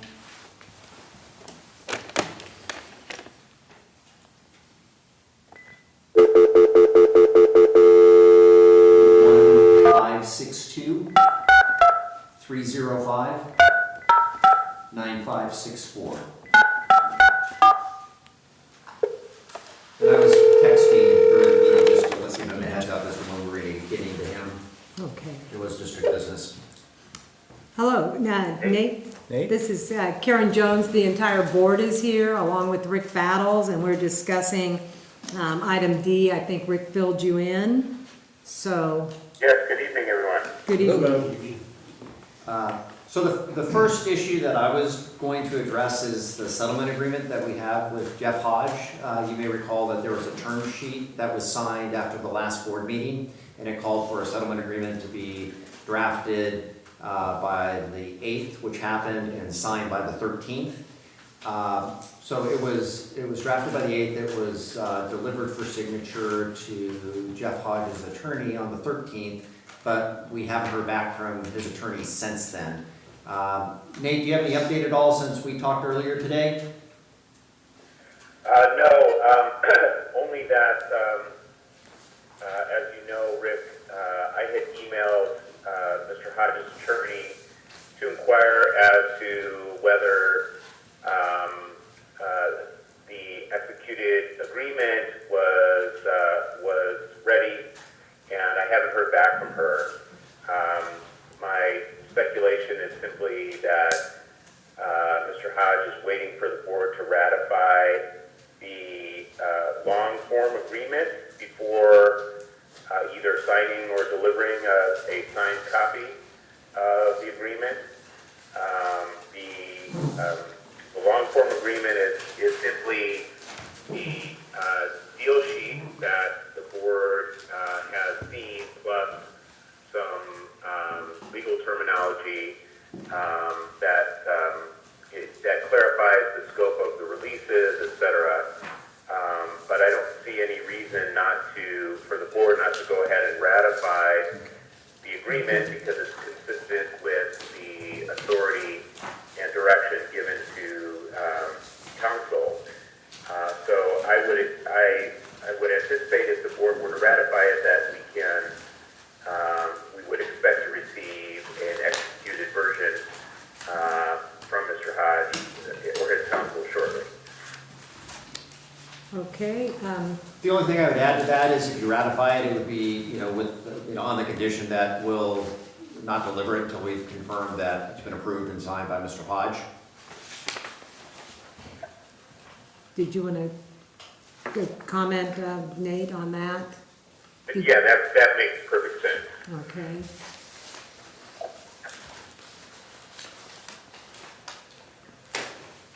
So you haven't seen this long form settlement. Have you seen? You haven't seen the long form settlement agreement, just the term sheet, I believe. Correct. Okay. So it is as Nate says. It incorporates the terms from the term sheet and adds some additional legal language, express release of liability with the statutorily required language there, and so you might want to take a few minutes to look at that.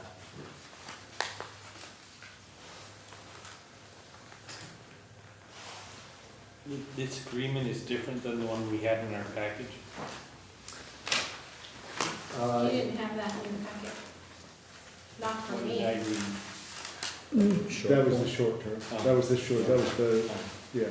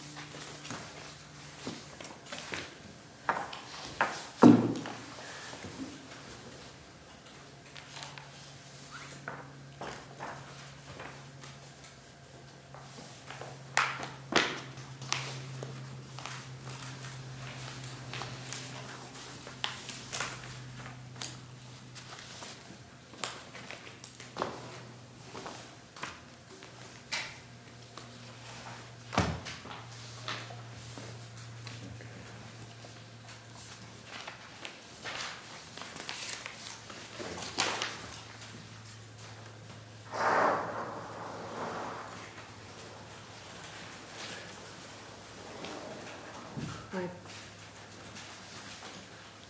do you need some more time, Director Muller? Or? No, I don't think so. I do have kind of a question here for Nate.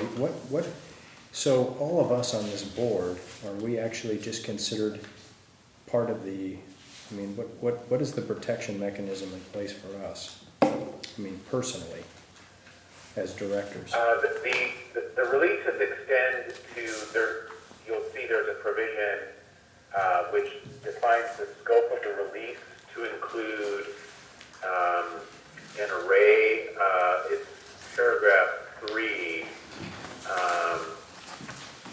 that the release extends to the district, including all its officials, directors, officers, agents, Okay. representatives, employees, and I missed it. attorneys. Those are the release fees. Okay.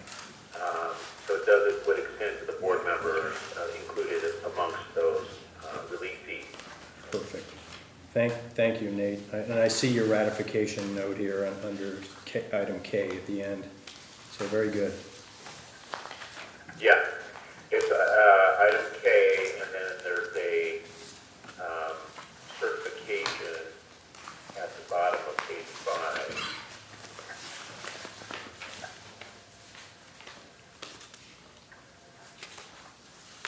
Okay.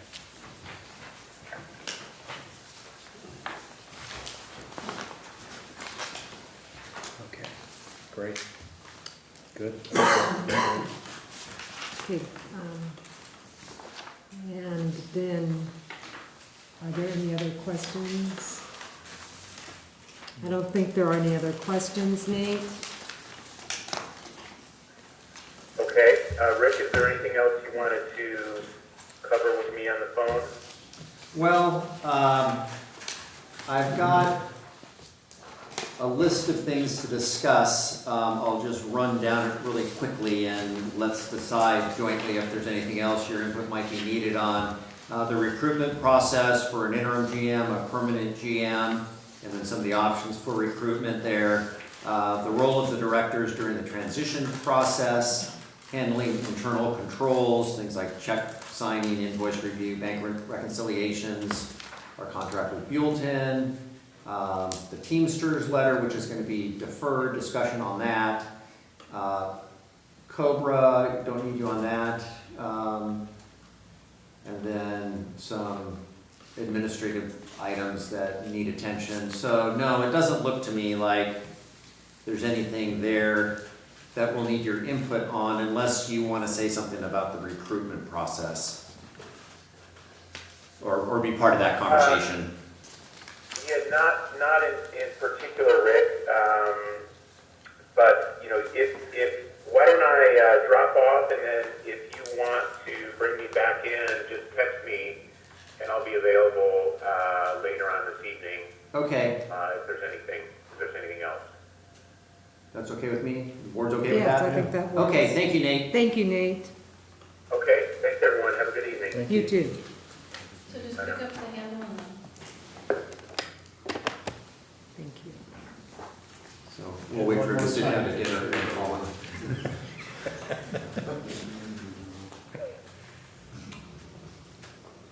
Okay, so, So, what we would need is a motion to ratify and approve the settlement agreement, and then authorize it to be released to Jeff's counsel once we have a signed copy by him. okay, I'll make that motion. Director Beard has made the motion. Do we have a second? I'll second. Director Mueller seconded. Wendy? Okay. okay, so that was release it to, Jeff Hodges, legal counsel, when we have a signed a copy signed by him.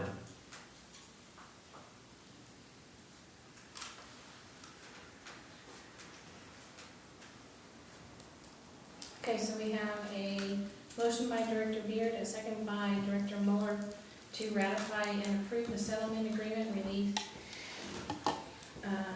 and release it to Jeff Hodge as legal counsel when he has signed Signed and delivered.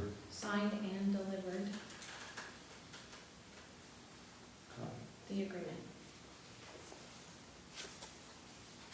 do a roll call vote. Director Redford, Aye. Director Beard, Aye. Director Jones, Aye. Director Muller, Aye. Director DeAndrea. Aye. Motion passes. Mr. Battles, do you need to recollect these? I do not.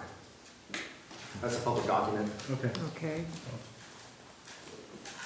So, So do, the next part is Yeah, so regarding the I- recruitment. yeah, I prepared a list. This is still under the same agenda item, and these are just things to report on and discuss in connection with the general manager's retirement and the interim period that we're in here. So I thought maybe the most important thing to talk about first is recruitment.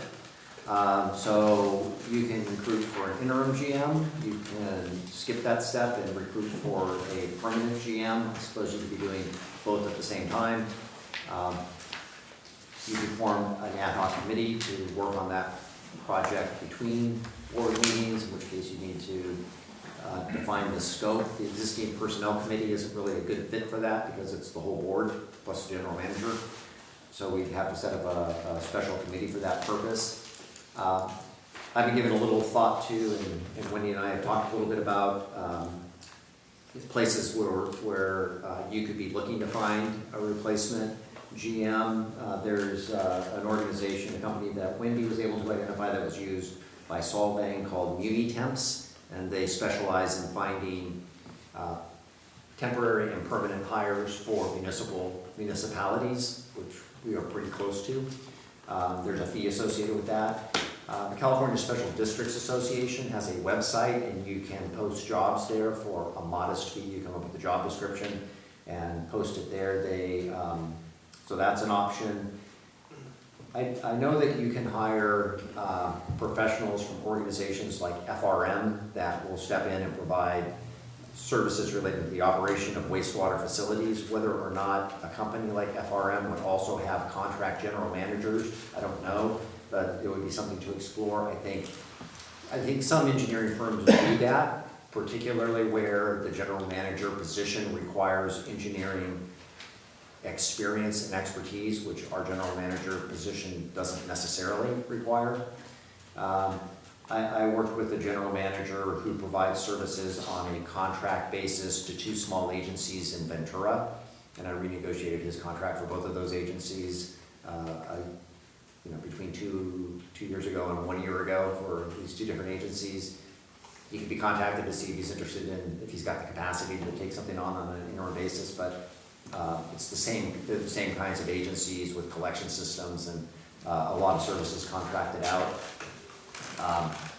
Wendy, you had a couple of other ideas that you talked about. I guess maybe people that have contacted you or people you had talked to. Other general managers from special districts. There's one particular one that has worked at Stallion Springs. It's a possibility that, I think he kind of goes around to different districts. I'm not 100% sure. And then another gentleman at a special district has someone that retired at 55 that worked at a harbor district, and he said he could send me his information and we could contact him to see if he would be interested. And we're talking about an interim because I think as a board, we need to get feedback from either forming an ad hoc committee or however we're going to proceed there for what exactly we're looking for, right? Well, again, you could be going on parallel paths here, and you could start the process for recruiting a permanent GM while you're also looking to get an interim, because the permanent process may take a while. It may not, but it will take some period of weeks, I would expect, before you'd be able to find somebody and then actually bring them on board. They would be able to relocate and bring them on board. It's hard to know, I think, but I do think it's important probably to get an interim, just because you don't know that you're going to be able to find a permanent GM quickly. And there's no rule about them extending perhaps an offer to the interim. Correct. As being a potential candidate. as Gives us an we search. opportunity to look Yeah, at. to kind of vet them. And, Yeah. No, I think you just want to make it clear what the expectations are. Yeah. There aren't any legal requirements in that regard. Right, okay.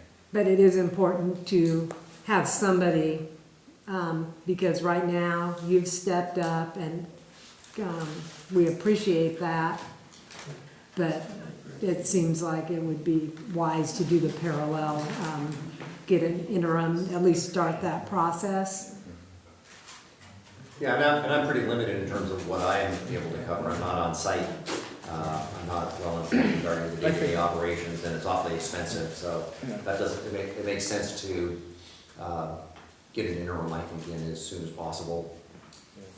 I think we should look at doing an ad hoc committee for this, and also start a search right away for an interim along and simultaneously for a permanent. And so I agree with that. We would make a motion to do an ad hoc committee. Should we figure out who wants to be on that committee? I'd volunteer to do that. That's a possibility. I Should know we that go because Mr. of your Redfern, knowledge of the sewer system. Yeah, I'd be willing to do it. Okay. I don't mind sitting on it. How many people do we need on the committee? only two, So that's- yes. So, Okay.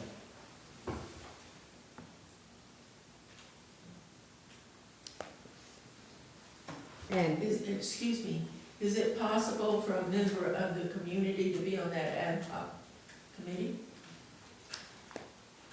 that's a It is, question it for is Rick. possible, if a member of the community is on the committee, it becomes subject to the Brown Act. So then the committee could only discuss committee business at a noticed public meeting. So that adds some cumbersomeness to it. There's nothing that prevents the ad hoc committee from conferring with members of the public, interested members of the public. And obviously there's nothing that prevents members of the community from coming to the full board with a wish list or concerns or recommendations. Right. And when you, it's not uncommon when you go through the interview process to bring in people from outside the district to evaluate candidates. And that could be general managers from other agencies, it could be members of the public. They wouldn't be a committee, they wouldn't be part of an ad hoc committee, but they could be on an interview panel. And we have a job description right now, and it's pretty broad, so we would move forward. And maybe would the ad hoc committee be able to come back with any recommendations there, or should we just leave that as is? I wouldn't see any need to change the job description. It will be important, to have that document available. And what I would envision the ad hoc committee bringing back to the full board candidates to be interviewed, or candidates to be interviewed by the full board and maybe other people that are on the interview panel. So that would be the ad hoc committee's job, and how they want to go about it. I guess you would delegate that authority to the ad hoc committee to decide how they want to identify candidates. There's also companies that you can hire, like headhunter companies that you can hire that have like a pool of people that, they usually deal with. There's that idea too. There is, yeah, we can probably, I think we can Pay leave for that to the anything. ad hoc committee to make that decision or bring the suggestion to us. and probably one thing, I think where we need to go is with the ad hoc committee. And I just want to be comfortable knowing, well, we'll talk as a board. You come back, you report, and if we say, well, as a board, we want to focus on this, because we are a small CSD, but we do have some specific needs. So, Director, should I ask for a motion at this point? Director Mueller and Director Beard? Before or- we do, Could I say something? Certainly, certainly. Does this interim, in your minds, have to be full-time? Or can it be 2 days a week, 3 days a week, by effort? Well, When you consider your previous GM, is that really a full-time position? depending on the contract with Buellton, we haven't discussed that specifically, but if we're looking for an operator / GM, maybe that changes things, but go ahead. here's what I'm leading up to. I was really struck and inspired by, and I wrote down here, he's acting like a GM. And that is, Mr. Battles had performed on his own a document that I would feel that that's the type of a document that GM would present to you. I mean, it was, there was a lot of time spent in doing that, and it was very salient in what was covered. So, a possibility is, could Mr. Battles be a part-time to see you through? Because it may be your ad hoc might be very efficient and quick. You might find the right person very quickly. If it drags out, then you might have to look for some other type of opportunity that would reveal itself through your ad hoc actions. That's This is what a we have, possibility. we have had that in place for, since our meeting. Mr. Battles has been fulfilling those duties, and as he pointed out, we're paying an attorney to do the GM work right now, so, but I understand what you're saying, but I don't know if Mr. Battles wants to do that or not. I would just like to clarify, I'm not acting as GM now. I mean, putting together this sheet, although it's not, oftentimes you'd have a general manager do it, I would probably assist with that, and so that's not completely outside the realm of legal work, putting together something like that. But I'm not, at this point, functioning as an interim GM. I'm just attempting to assist to make sure things don't slip through the cracks and doing many of the things that I do anyway. So, that's important for a number of reasons, but, I don't have the authority to direct staff, and I'm not reviewing requests for time off and doing a lot of those kinds of important details, and there are a lot of details like that the general manager is responsible for. So I think the district needs somebody who can, be on site and be attentive to the many details that need to be taken care of. And, working in Santa Barbara, I'm not really in a position to be on top of everything that, I'm helping out as best I can because we've got a gap, but that's as far as my responsibilities go right now. I misspoke, I agree, and you have a contract, you're our legal counsel, but yes. I get your question, He and, didn't ask you. well, he's, He basically answered us. yeah, It doesn't, I don't think it really makes sense, given my billing rate and the fact that I've got a full-time job yes. already. Yeah, Thanks for letting me. yeah, thank you for the comment. No, and- That's good. Yes, it is good, and maybe, I think right now, we probably need somebody full-time, and then, as somebody commented, that the process maybe will reveal more of our needs and that sort of thing as we go forward. So, I like the option, I don't know why, but for some reason, I like that you have experience with the Ventura firm. I like some of this, obviously, the association is a good place to go. I'll remind you also the district is part of CWEA, which is another organization in the Tri-Counties area that is a good resource to reach out to wastewater professionals. And do we need to be specific in, please contact these 3 people or these 6 associations? Well, first of all, you have to make a motion to appoint the ad hoc committee and to pick the members for the purpose of would it be hiring the general manager, or? Does the what would ad hoc their have to be ad hoc 2 people or purpose? 4? It has to be 2. Engaging, I would say the motion is, appoint the committee for purposes of engaging in the recruitment process. Right. With the goal being to bring back to the board and maybe additional people on an interview panel, candidates to be interviewed. Okay. So, then you'll leave it up to the ad hoc committee to determine how they're going to identify recruits, potential candidates. And that can be based on input from other board members, input from the public, input from Wendy and me, and anybody else who has suggestions.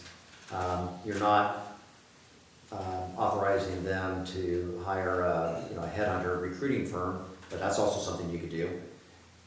We don't have any information tonight regarding how much that would cost or what companies we might recommend. You could give the ad hoc committee the direction to look into that and come back with information about that and recommendations regarding that. I suppose that's one of the things they should probably do is look at all the sources of potential candidates, including this muni temp firm and other recruiters. Okay, now Director Beard, I make the motion that we set the ad hoc committee for the recruitment of an interim and or permanent GM. And have Frank. well, Well, I'm not clear on who yet. You don't want to be on the committee and, I suggest Bob's on it. You suggest Bob's on it? I got enough committees. Well, maybe I'll work with Frank, we work good together. Okay. You don't want it, David? To be honest with you, I just took on a new contract, and during the week during the day, I am so busy I cannot get away. Okay, well. I'd love to be on it, but I would like to be notified when the interview process happens, and I can see if I can get away from Sure. the interview process, and help with the interview process, if possible. yeah, That would not be Especially a if violation. you can't be on one of the interviews. What's that? At the interview, the primary interview process. Yeah. Before we present to the board, to have another member of the board there besides the committee? Well, Then you'd have a board majority. well, what I'm saying That is, would if one of them couldn't be available, Okay. if one of them couldn't be available for the Okay. You interview can have two process, members and I an can alternate. step So in. you wanna be the as an alternate? I'll be an alternate. Okay. I'll be an alternate. Okay, either way, we're gonna have the Yeah. two, we both can work the alternate, so Okay. that's not an issue then. All right. okay. We'll have two members, and I think we need to identify who the members are, and then the third person can be the alternate. So Director Deambra and Director Mueller both have said that they would be willing to do that, be on the ad hoc committee. And I'll be an alternate. Okay, Okay? so do we have a motion? Oh, you made the motion, do we have a second? I'll second. Okay, we have a motion. Okay, so we have a motion by Director Beard and a second by Director Mueller to appoint Director Mueller and Director Deambra to the ad hoc committee to engage in the recruitment process for an interim and permanent general manager with an alternate of Director Beard. We'll do a roll call vote. Director Redfern? Aye. Director Beard? Aye. Director Jones? Aye. Director Mueller? Aye. Director Deambra? Aye. Motion passes.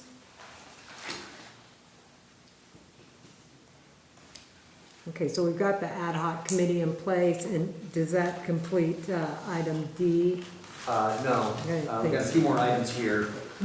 One is to have a discussion regarding the role of the directors during the transition period. We have certain internal controls that need to be addressed, things like signing checks, reviewing invoices, doing bank reconciliations, and I'll ask for Wendy's input on that, but to the extent that there isn't already a process in place for having directors review and approve those things between board meetings, we need to put that in place and should probably have some specific authorization in that regard. So how often do people need to be available, Wendy, for check signing, invoice review, doing bank reconciliations? Well, bank reconciliations need to be reviewed once a month, and we get them like usually by the 3rd of each month. The invoices we could do, primarily like on a weekly basis. Normally when we get an invoice in, I put it to the GM and he signs it and I put it into the system. Timesheets, I don't know. We have our auditor here too. Timesheets, I don't know the general manager usually signs the timesheets, but if they're not aware of, you know, if the person signing them isn't aware of like their work schedule, then, we'd have to have somebody sign those. It has to be somebody that, has knowledge in, like, looking at invoices and signing invoices and bank reconciliations, because we are limited to the staff that we have.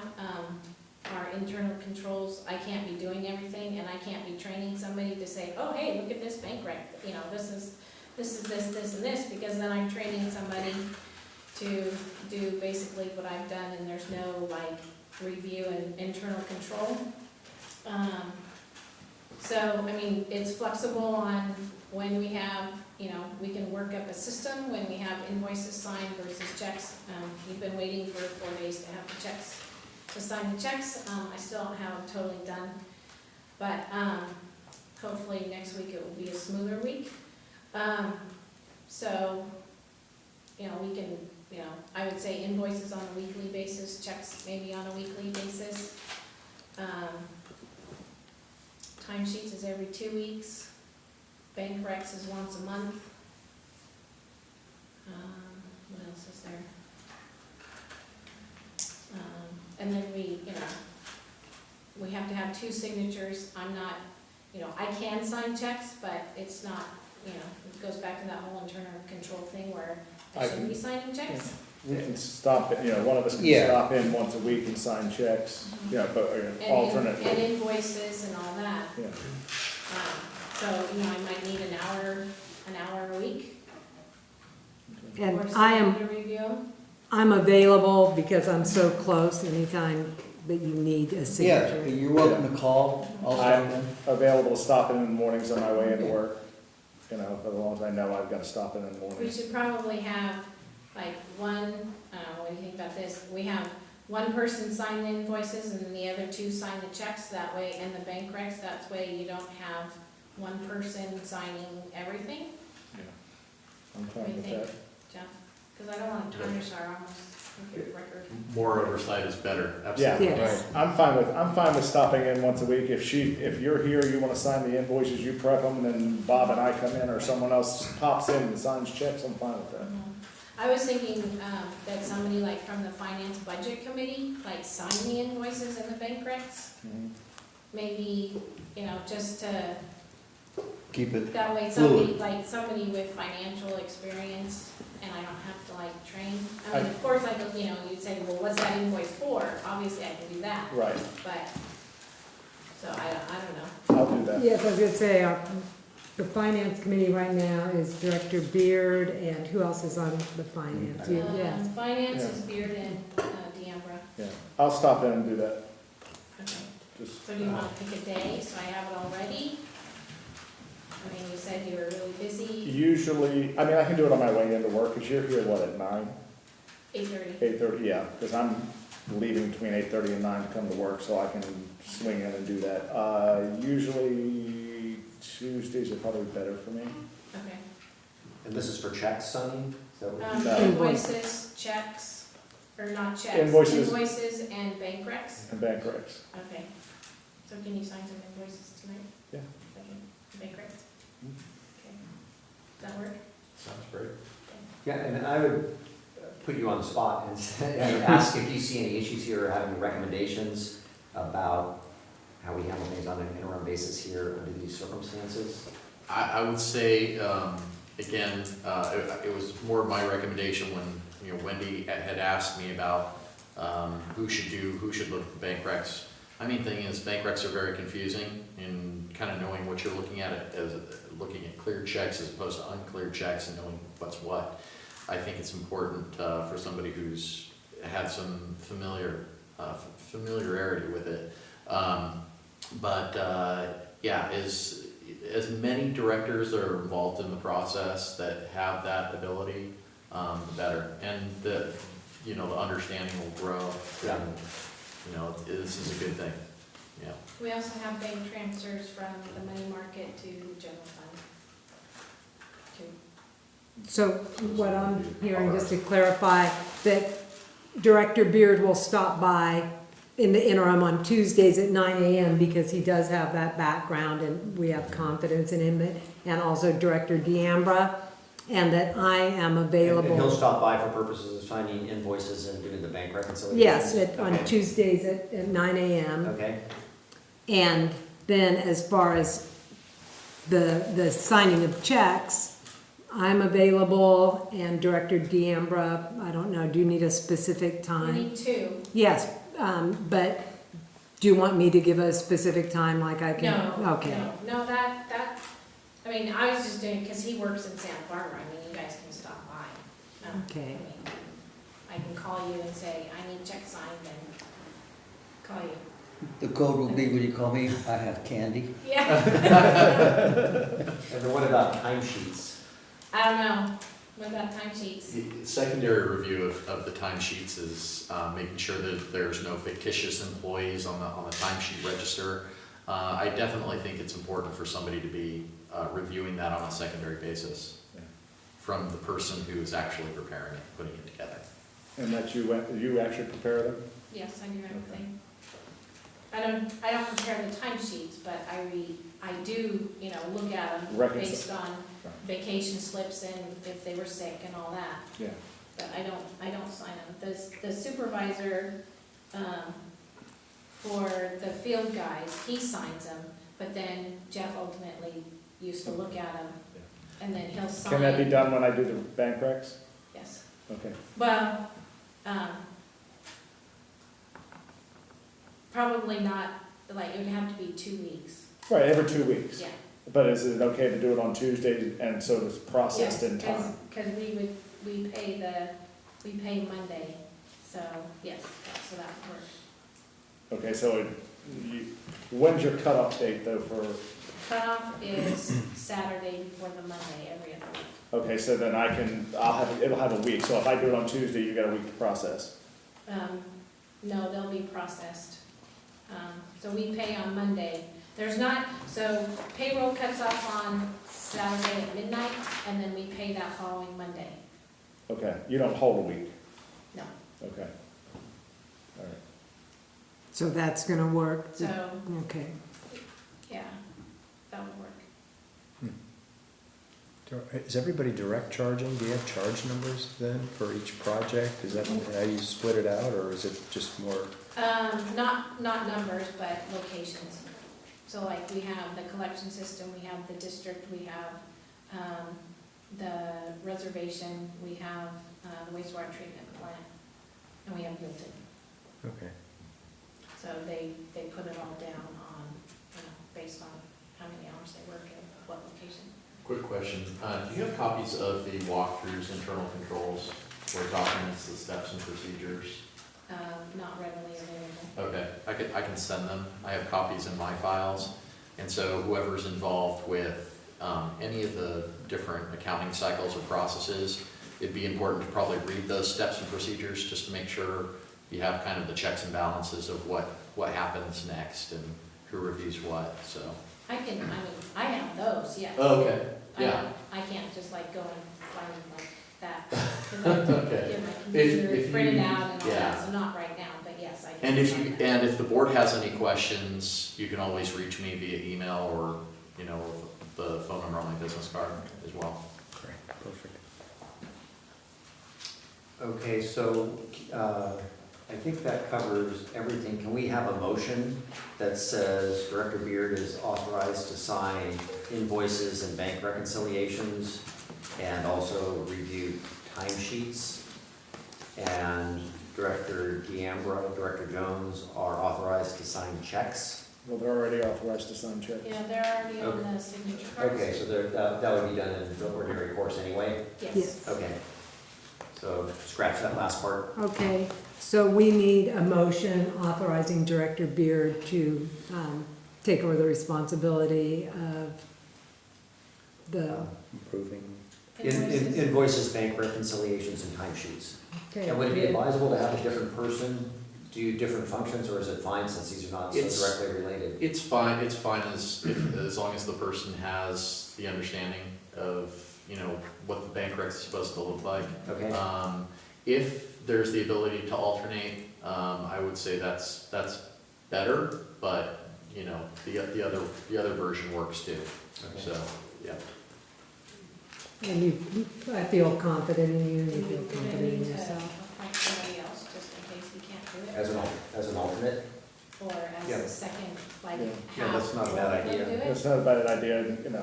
How about the Because I other am person on the traveling in finance? March. Okay. So the other person on the finance committee is Director Deambra, same deal, I think that, so Director Beard will be in every Tuesday at 9 AM, we're making this, that we're not putting the calendar on the motion, but that he will, and that Director Deambra will also serve in that function, and members of, do we have to throw in that they're members of the finance committee, or that's irrelevant? I don't think we do, and that would be if Director Beard is not available, or, you know, as needed, or would there be, is the thought that Director Beard will always do it unless he's unavailable, or that they'll share the responsibility? Director Beard. I'll do it, and then, and if I'm not available, I'll make sure that Bob or someone, Bob can. So that's the way I think the motion should read then, is that Director Beard is authorized to do it, and Director Deambra is also authorized if Director Beard is not available. Do we have a motion? I'll make the motion. Okay, so Director Redfern has made a motion, is there a second? I'll second. Okay, so we have a motion by Director Redfern and a second by Director Mueller to authorize Director Beard to sign invoices, bank recs, and review timesheets, and Director Deambra is authorized if Director Beard is unavailable. We'll do a roll call vote. Director Redfern, Aye. Director Beard, Aye. Director Jones, Aye. Director Mueller, Aye. Director Deambra. Aye. Motion passes. Okay. So next, having just discussed the fact that we need directors to assume additional responsibilities during this interim period, we also need to talk about the fact that directors cannot assume responsibilities during this interim period. And that's really a matter of, I wanted to mention, we didn't talk about this before, that directors don't have the ability to manage staff or direct staff, and assume that kind of role. That was raised with me as a concern by the union representative that I've talked to, saying we can't have direct, if they're not employees of the district, we can't have them directing staff. That'd be violation of our collective bargaining agreement. So just for your information, I think probably everybody understands that it is, we are in sort of an ambiguous situation here, where you are stepping in and we are trying to fill gaps and all that on the one hand. On the other hand, we have to figure out where that line is. So wanted to mention that. As a matter of information, we've got this management agreement with Buellton to operate their, to serve as the chief plant operator for their wastewater treatment plant. And Jeff was the designated chief plant operator. There's a requirement under applicable regulations associated with the permit for operating the plant that you have a level 3 operator be responsible for overseeing things. And so Jeff, as I understand it, pursuant to that contract we have with the city of Buellton, would go over there maybe 10 or 15 hours a month, somewhere in that range, and supervise things and give directions and make sure that the plant is operating properly. And then he would be required to sign reports on a monthly basis, and there's an annual report. I may not have all of this quite right, but he was, and he was designated with the Regional Water Quality Control Board as the designated chief plant operator. With him gone, there was no chief plant operator, which puts the city of Buellton's plant in violation. So I talked with Kevin, who operates the Chumash plant, and he's also a level 3 operator, and he said he would be happy to take on that responsibility. He's familiar with the plant, he's been over there, and can step in and do that. He had some of his things over there. So he's kind of tied into that plant operation already. There was initially an issue with, is the union involved in a change of responsibilities like that? Nate Kowalski didn't think so, because Kevin's job description was to serve as a plant operator. It doesn't say which plant. But I did talk to the union, and they said, so long as it's on an interim basis and we'll review it from time to time, we understand your situation, that's fine for Kevin to take that on.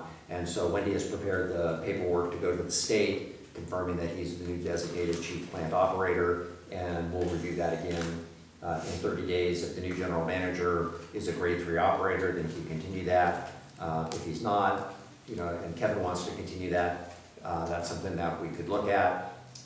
Or maybe we don't want to continue the contract with the city of Buellton if we don't have a chief plant operator with excess capacity to take on that responsibility. But for the interim, that issue's been addressed, which is something that we need to take care of. In part because you have to have someone not have a gap, but there's also reports that need to be signed, including reports going back for the reporting period last month. And the state has said you can have Kevin sign a report, even though it covers last month, so long as you submit a letter of explanation saying your general manager resigned and we have a new CPO, and that's why he's signing the form. So that is a detail that we've taken care of over the past week. You saw the letter that we got from the Teamsters raising concerns about this interim period and what's going to happen with the staff. I talked to this guy Jeff Lee today to better understand what the concerns are, and I think as much as anything, he really wants to have an opportunity to talk to someone in the district to make sure that staff that the agreements are going to be honored and that nothing is going to change with staff, that additional responsibilities aren't going to be foisted upon them. And I told him our goal is to get along with the union and comply with the agreements, and he really wanted to sit down and talk through these issues. So I said I would meet with him or set up a telephone conference with him in the coming days, and I committed to get back to him tomorrow. So I don't know that I need specific board authorization to do that, but I'm just reporting that that's something I'm planning to do. Okay. And then I'll report back on that. Yes. And then I think we'll put the Teamsters letter on an agenda for a future meeting so that we can discuss a response to that. This is the letter that came in on January 10th, which I think was Friday, and it came in around 11 o'clock, and the agenda was posted later in the day. So technically, it came in before the agenda was posted, but it came to Nate, who forwarded it to me, and I was driving up to Mammoth, and so it didn't get to the district before the agenda was posted, but technically it was received by a district representative, so I think it would be a stretch to say, or at least subject to potential challenge, to make a finding that it came to the district's attention after the agenda was posted when it actually came to the district around 11 o'clock. And for that reason, I think it's better if we don't have it on the agenda, add it to the agenda, or discuss it in any detail. So we'll do that at another meeting. Wendy confirmed, has talked with the district's health insurance carrier, Anthem, about giving the COBRA notice to Jeff, which allows him to continue his coverage. He pays for it, but he's still on the group plan, and they are going to provide the required notices and take care of that process. That was a detail that needed attention. I think we're still waiting for reconfirmation on that.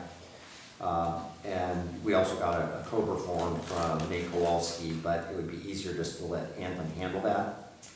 An issue that's come up is Wendy's attendance at the monthly meetings of the Santa Barbara chapter of the California Special Districts Association. There's a dinner meeting and also a lunch meeting, so it comes out to 2 meetings per month. I don't know that, we don't have a process, so those kinds of things would be approved by Jeff in the past, and that's kind of a routine, ongoing thing that she's been doing. So I don't know that we need specific board authorization on that, but I just wanted to call to your attention that we have issues like that. That's one of them, and I'm anticipating that would continue, and that Wendy's authorized to do that because it's the way her job has functioned historically, without any action. But that's one of the things I'll ask the union about, whether there's a problem with having the board specifically authorize things like that. You're sort of stepping into the employer role if you do that. Similarly, certain operators at the district take training classes, including out of town, and those would generally be approved by the general manager. So I'm not quite sure what the process should look like, but that's something to approve those training and the travel during this interim period, but I'll also talk to the union about that, and we'll figure out the appropriate procedure there. I think that's everything on my list under this agenda item. Okay, so Wait, it's actually not. The solving interview. Oh, I was gonna cover that under my, Oh, okay, legal counsel's report. okay, You could go here, but okay. So are we done with D? Because we don't need to take any further action as a board. We have consensus, we understand, I think, what, yes. okay. So then we move on to E, which is approval of mid-year budget report for fiscal year 2019-2020. Okay, so that is, it's our current budget year, and it covers the period of July through December. And, we bring this to the board, annually in January.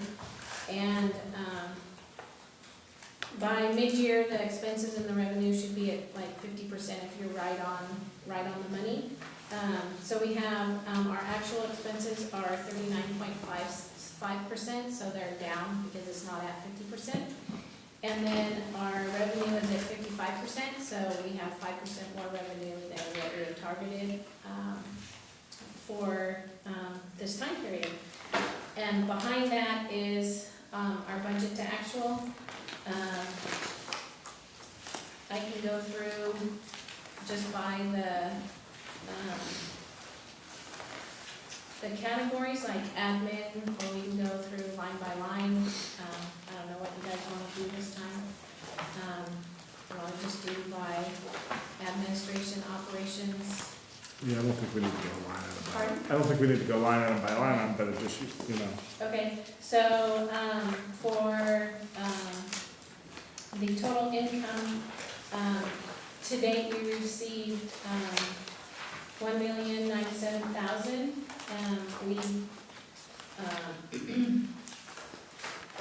So that's for, all the income we've received. So the big target one is the sewer fees.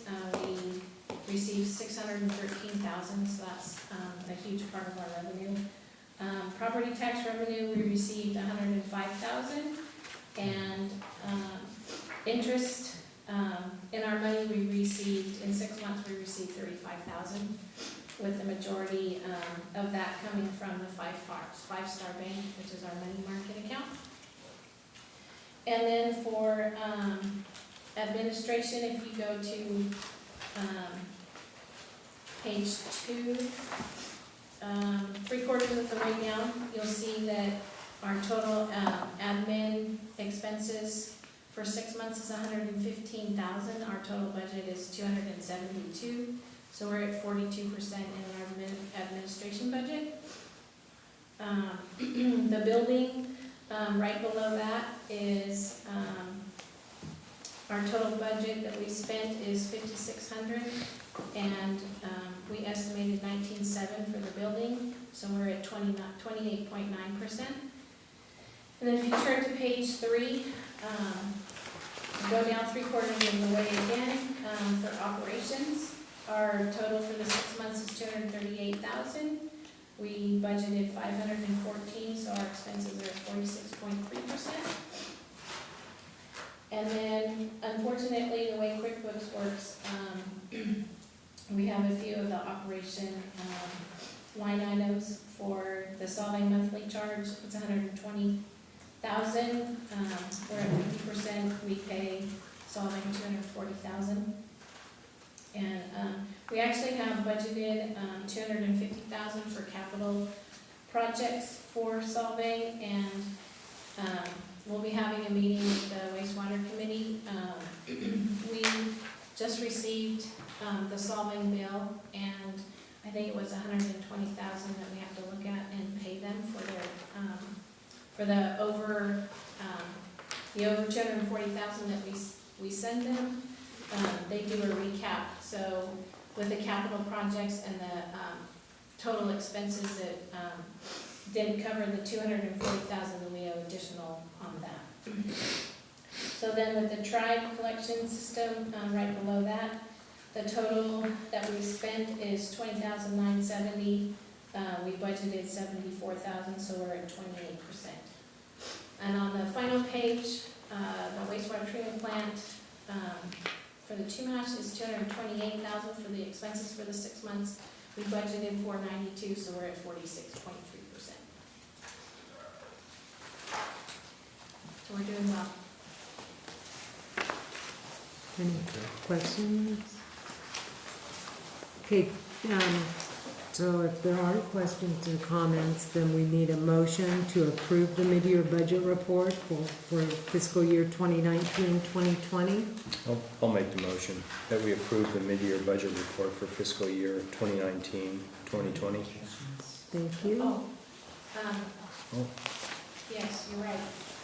Okay, so part of that, normally, we would do mid-year budget adjustments if we were way over, like spend way more money than what we anticipated.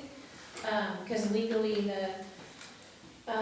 the general manager can go over on line items, but they can't go over on the total budgeted amount. So because we're gonna have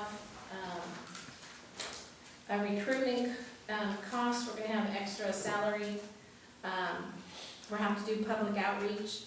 Our lawyer fees are gonna be a lot more than what we predicted, so we should probably do budget adjustments. So what that means is, so say for the lawyer fees, if we choose to increase the budget by 20,000, then we do a budget adjustment for 20,000 and add that to the current budget amount that we had already approved in the budget when we approved that last May. So we have to come up with amounts, I guess. For each category, you're saying salaries? Not each category. We should probably do salaries, public outreach, legal fees, and professional fees.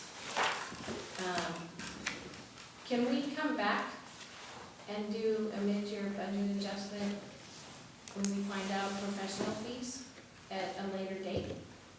Yeah, I think so. Yeah, okay. It wouldn't be precisely in the middle, it would just be Yeah, a part so of it. so once we get those costs, then we can come back Yeah. with that. Okay. Because, I guess it depends on how long it takes for the lawyer fees, if he how long he continues to do it. Professional fees, for the recruitment process, it depends on how you recruit. We'll have advertising fees through CSDA, most likely. Of course, the papers. So I guess we could probably, do that maybe at a later date. When the ad hoc committee comes back, because, if we go Yeah. headhunter, et cetera, then we'd have a better idea what we'd be spending. Okay. All right, so. we'll So we do those. have a motion from Director Mueller to approve the mid-year budget, Yeah. and did we have a second? Do we need to put an amendment to that? That would be good to bring back mid-year budget adjustments at a later date. Are you fine with that amendment? Yeah, no, that's fine. Okay. So who was the second? I'll second it. Okay, you're fine with the amendment? Okay. So we have a motion by Director Mueller, a second by Director Beard to approve the mid-year budget report for fiscal year 19-20 and bring back mid-year budget adjustments when the costs are figured. We'll do a roll call vote. Director Aye. Redford? Aye. Director Beard? Jones? Aye. Mueller? Aye. Yeah. Aye. Okay. Okay, so the next item is The certificate of deposit. our certificate of deposit. Oh, sorry. Oh, it's okay. Item F. Go ahead. So it came due on Monday, and I contacted Cantella, they're the current financial organization. And when it comes due, it goes automatically into a money market account, and that is like earning like no money. So we have several choices. We can reinvest it. I would have to verify if any new CDs came up tomorrow in order to invest it into another CD. But the current one, we had $150,000 with Farmers Bank and Trust and Morgan Stanley. Morgan Stanley will come due in May. So the current CD that Cantella offered is a 13-month CD and it pays 1.75%. I contacted Mechanics Bank here locally, and they have a 5-month promo CD that pays 1.25% or a 12-month that pays 0.15%. And First Bank, they have a promo rate, which is the bank in Salt Lake, 13-month CD paying 1.85%. But then our 5-star money market account currently pays 2.04%, and the interest is compounded monthly. So it's up to you guys. But that is what you would recommend, probably the, Well, it's good to have a diversified portfolio. Yeah. instead of having it all in the So, 5-star. and the way Jeff and I had set it up is, one comes due 12 months, one comes, so there's a 6-month spread. So one comes due, and then 6 months later, another one comes due. That way there's a flexibility with pulling money. If we need You it. know, it's all not locked in for the same period of time. So Farmers Bank is 2.7. What do you think, Jeff, about it? What do you think of the money market in the 5-star running 2, not being diversified? I Sorry, would but you say know, if that was your previous strategy and it worked, I would go with the higher percentage, but, if, diversified is better, so,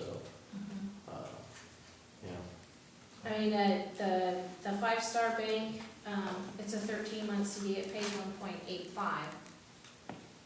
But then we'd have to, one of you would have to come with me to open it up. So you're saying that the current strategy where one and then the other comes due would probably be your recommendation to just stay with what we're doing? 6 months, right? It's a 12-month Or CD. 12 Yeah, months. well, Okay. it depends It's on staggered. which CD. The one that, the current, financial group has is a 13-month CD. First Bank has a 13-month CD. What is Farmers offering? They don't have a good rate. So either they're not offering it or it's not a good rate. But that wasn't a choice from Cantella.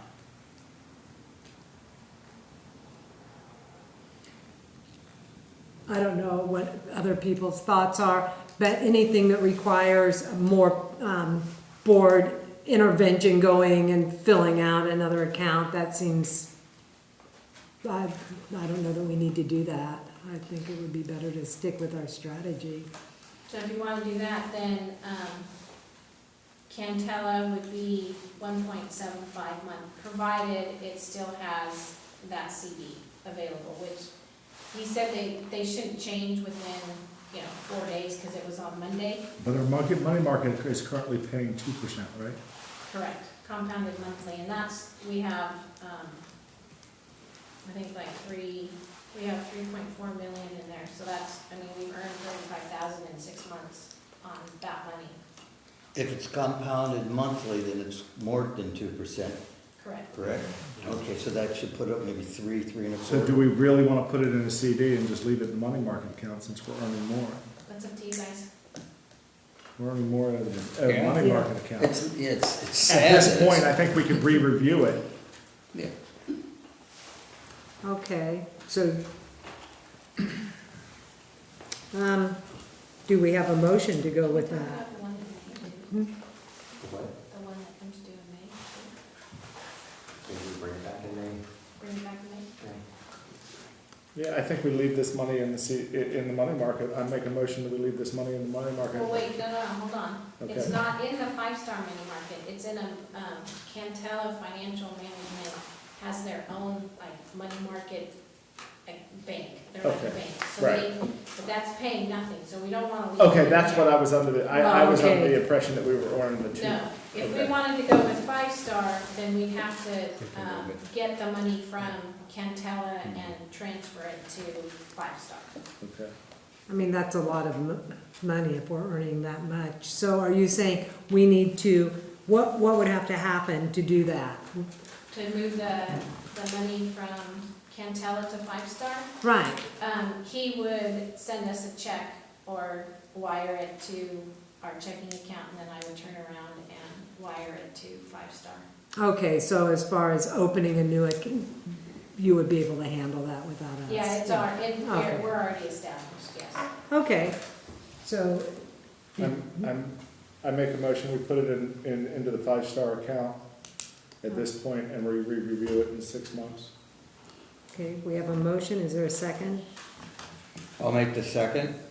Okay, so Director Beard has made a motion that we put the money in the 5-star money market account, and that has been seconded by Director DeAmbra.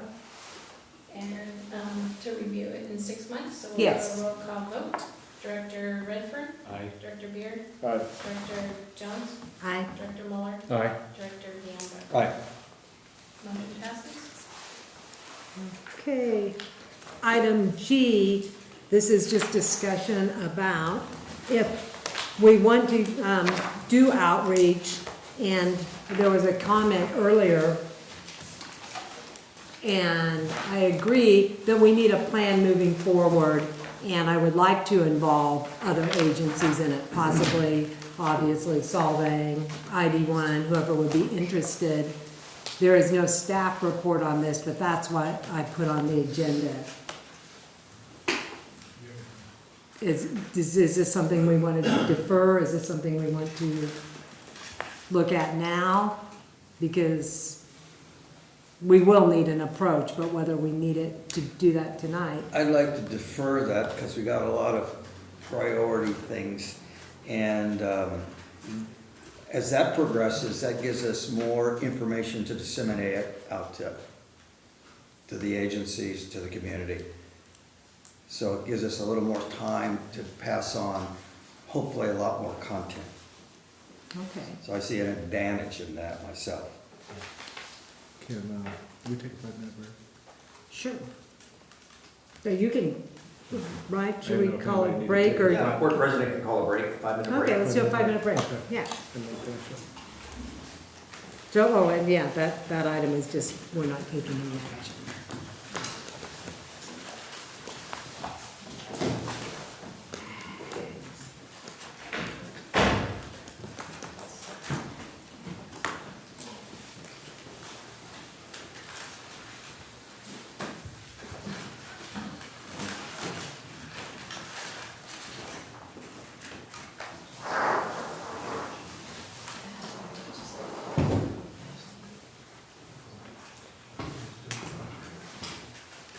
So for me, you could do breakfast over at breakfast, Eureka.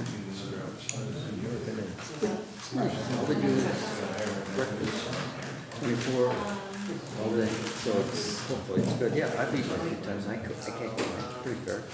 I get it, so get avocado and everything, that just comes with it. There we go. So we'll go there and then we'll have a working breakfast. I'm good with Besides, I got a new credit card, I gotta spend some money. I got a deal from Capital One. It's great. I've used them for years, and they get 2% off everything. I spend $5,000 in the first 90 days. I get $5,000 additional. I spend $15,000 in the first 180 days. I get $1,500 on top of it. So, but I go to, it's, they're great people do this, and it's free for the first year, and then it's $100, but I couldn't. I'm trying to get my taxes put on there, but they charge you, the county charges you 3% to do that. So I'm going everywhere now, just, I'm trying to do my whole life that way. Yeah. So Brett. No, it sounds good. I've been looking for an excuse to go, right? Do you over there very often, or? I probably go there once a week. Yeah? Yeah, actually, I don't find a lot of places for breakfast. I go to the Carousel, the golf course, I go Yeah. down there, that's good. Yeah. So have you been to Brecky's? Yeah, I've been there a few times. Oh, okay, I didn't know that. Peter's I've place. I've heard food, good food, sometimes You a know, I little always thought busy. that's the best location in this town. Yes. You got outside eating, you got the umbrellas, Yeah. you got the park there, you got parking there, and nobody's made it. That guy, it was always empty, to fail. And Peterson comes in. Is he actually there? Does Peterson, yeah, I've seen him cleaning tables. I've seen him, and his daughter owns the little coffee shop around the corner. He also owns, the one at, Yeah, he's got the hamburger place on the corner, right? well, he's got When my husband- His wife has the chocolate. And I remember. He's not through there yet, he's starting to sit down. Situations where I Yeah, felt relieved when he would He's go an down to attorney say, too. Well, he was an attorney. And I really felt like I He's was done free well. to, like, Because it starts, they're on a lot of property. But, you know, I find, I get everything every day, clear it out, and revolving on this cigarette, I got some sauce, and I can't. no, the eating for me, you know, I substitute eating. But my husband vaped, but he had the greatest, like, get off cigarettes. I swear to God, look, I'm running around like I found a cigarette. I support. It's been like a few days into it, somebody overheard me saying something like, oh, there's a great way to smoke cigarettes. Oh, No comparison. I'm nicotine patch. I'm like, no, you can opt them for 3 days, but they have protocol, so they can't follow the But it's just, everything I switched. So we'll have a nice breakfast, we'll work on breakfast, we'll figure out Sounds good. some ideas, what we do, and then when we're through with that, we'll start talking about cars. That was my strategy. I gave myself 10 cigarettes a day, and I had rules where I could smoke. And then, So wish I had more when I was ready, I already really, when I was ready. I've always dreamt about having a car barn, you know. I think it's 5 minutes. I know a couple guys who do. Yeah, I think we can go ahead and reconvene when everybody's ready. You like a Jay Leno car bar? Well, Look, that's the one. I mean, just something. I wasn't gonna make it. You'd like my next door. Yeah, this is fun, but. Okay, we're gonna go ahead and reconvene the meeting. It's a long evening. We're just about there. Now we're down to informational items, and we are at 8A, which is a treasurer's report. Wendy? Okay, so, we have. Okay, so, in our mechanics checking, at the end of December, we had $3,180. We earned $3.71 in interest. In the mechanics money market account, we have $528,000, we earned $637 in interest. For LIF, we have $159,379, we earned, in 6 months, we earned $1,981 in interest. In 5-star, we have $3,406,280. We earned $32,583 in interest.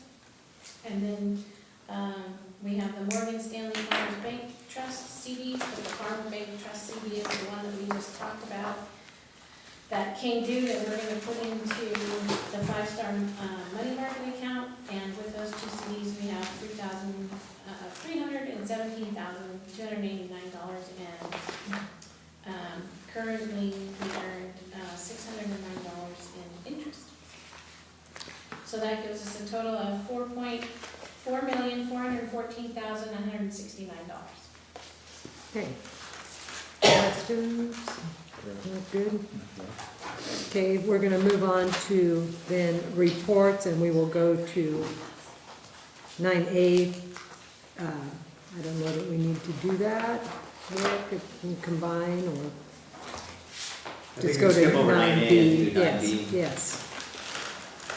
Okay, just a couple of items here. First, I wanted to recognize Wendy for all the work that she's been doing and all the help that she's been.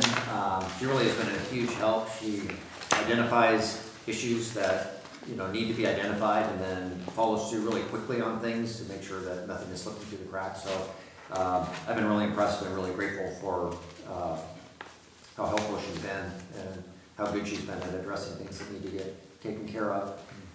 The second thing I wanted to mention is that we have this process ongoing about the design for the upgrade of the Solvang treatment plant, and what Solvang has done is sent out requests for proposals, and they went through a pre-qualification, and they've identified 3 engineers that they are considering for the design, and so they've set up a committee to interview the engineers and evaluate them and so on, and Jeff was going to be on that committee.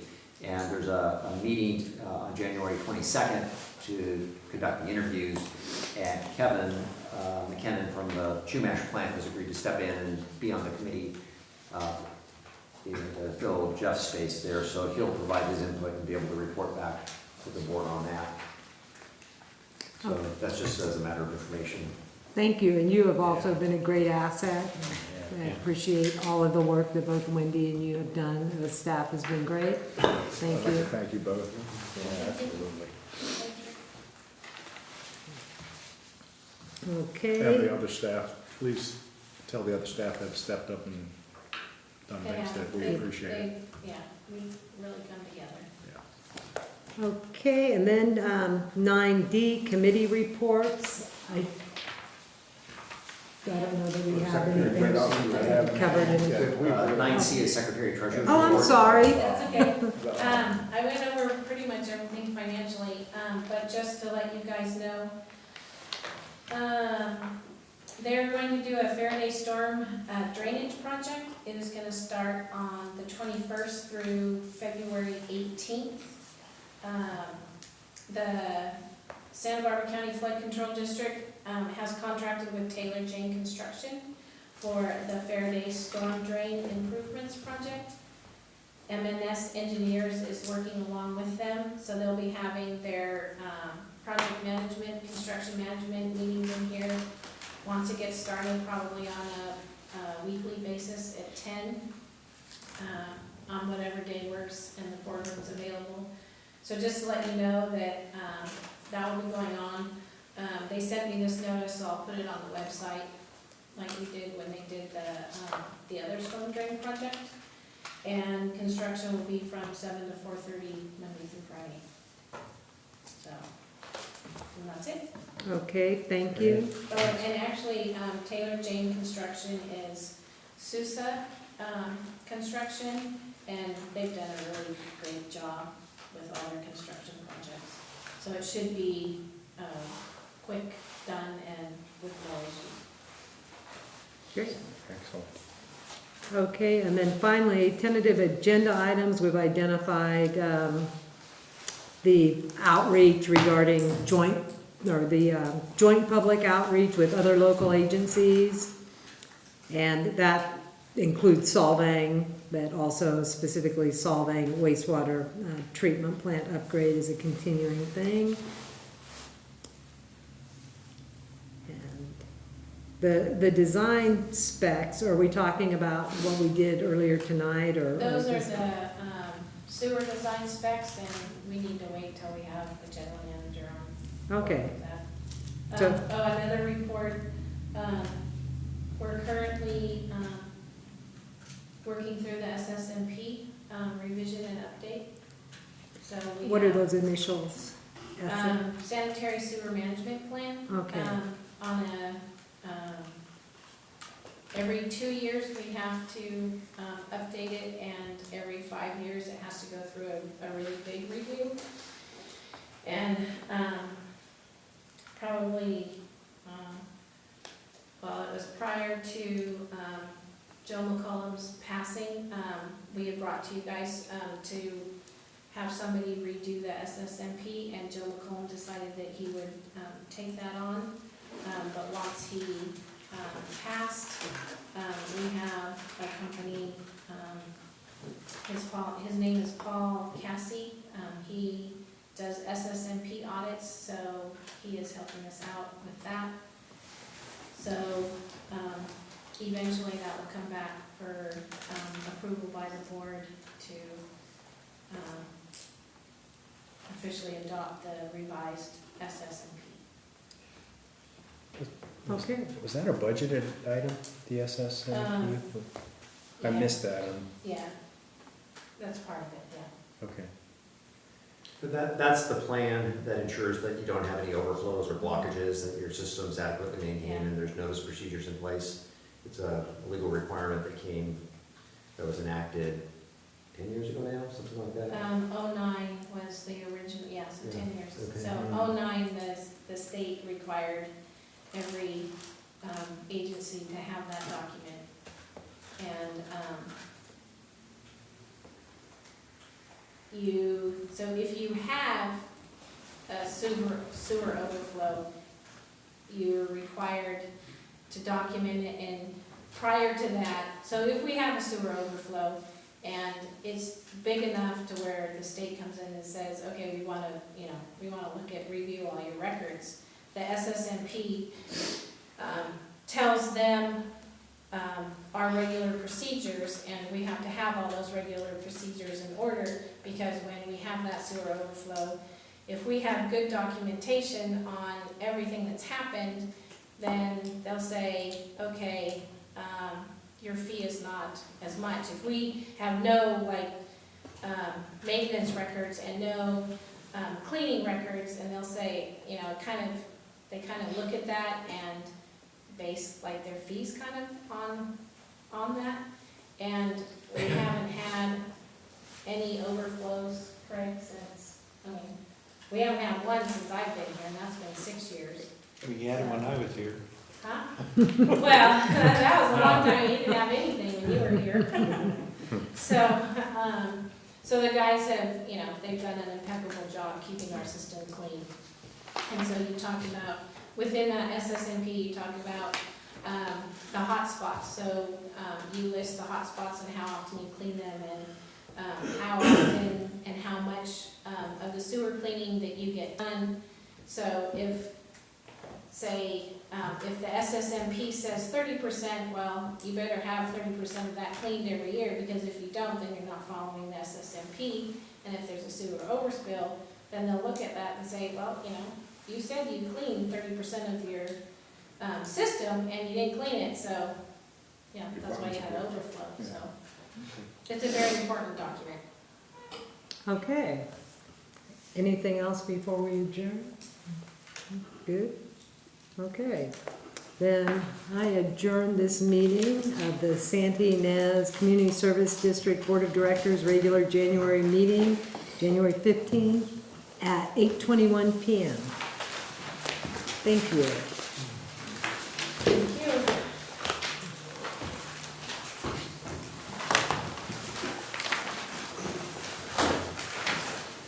I'll throw out some suggested plans. Yeah. I can comment.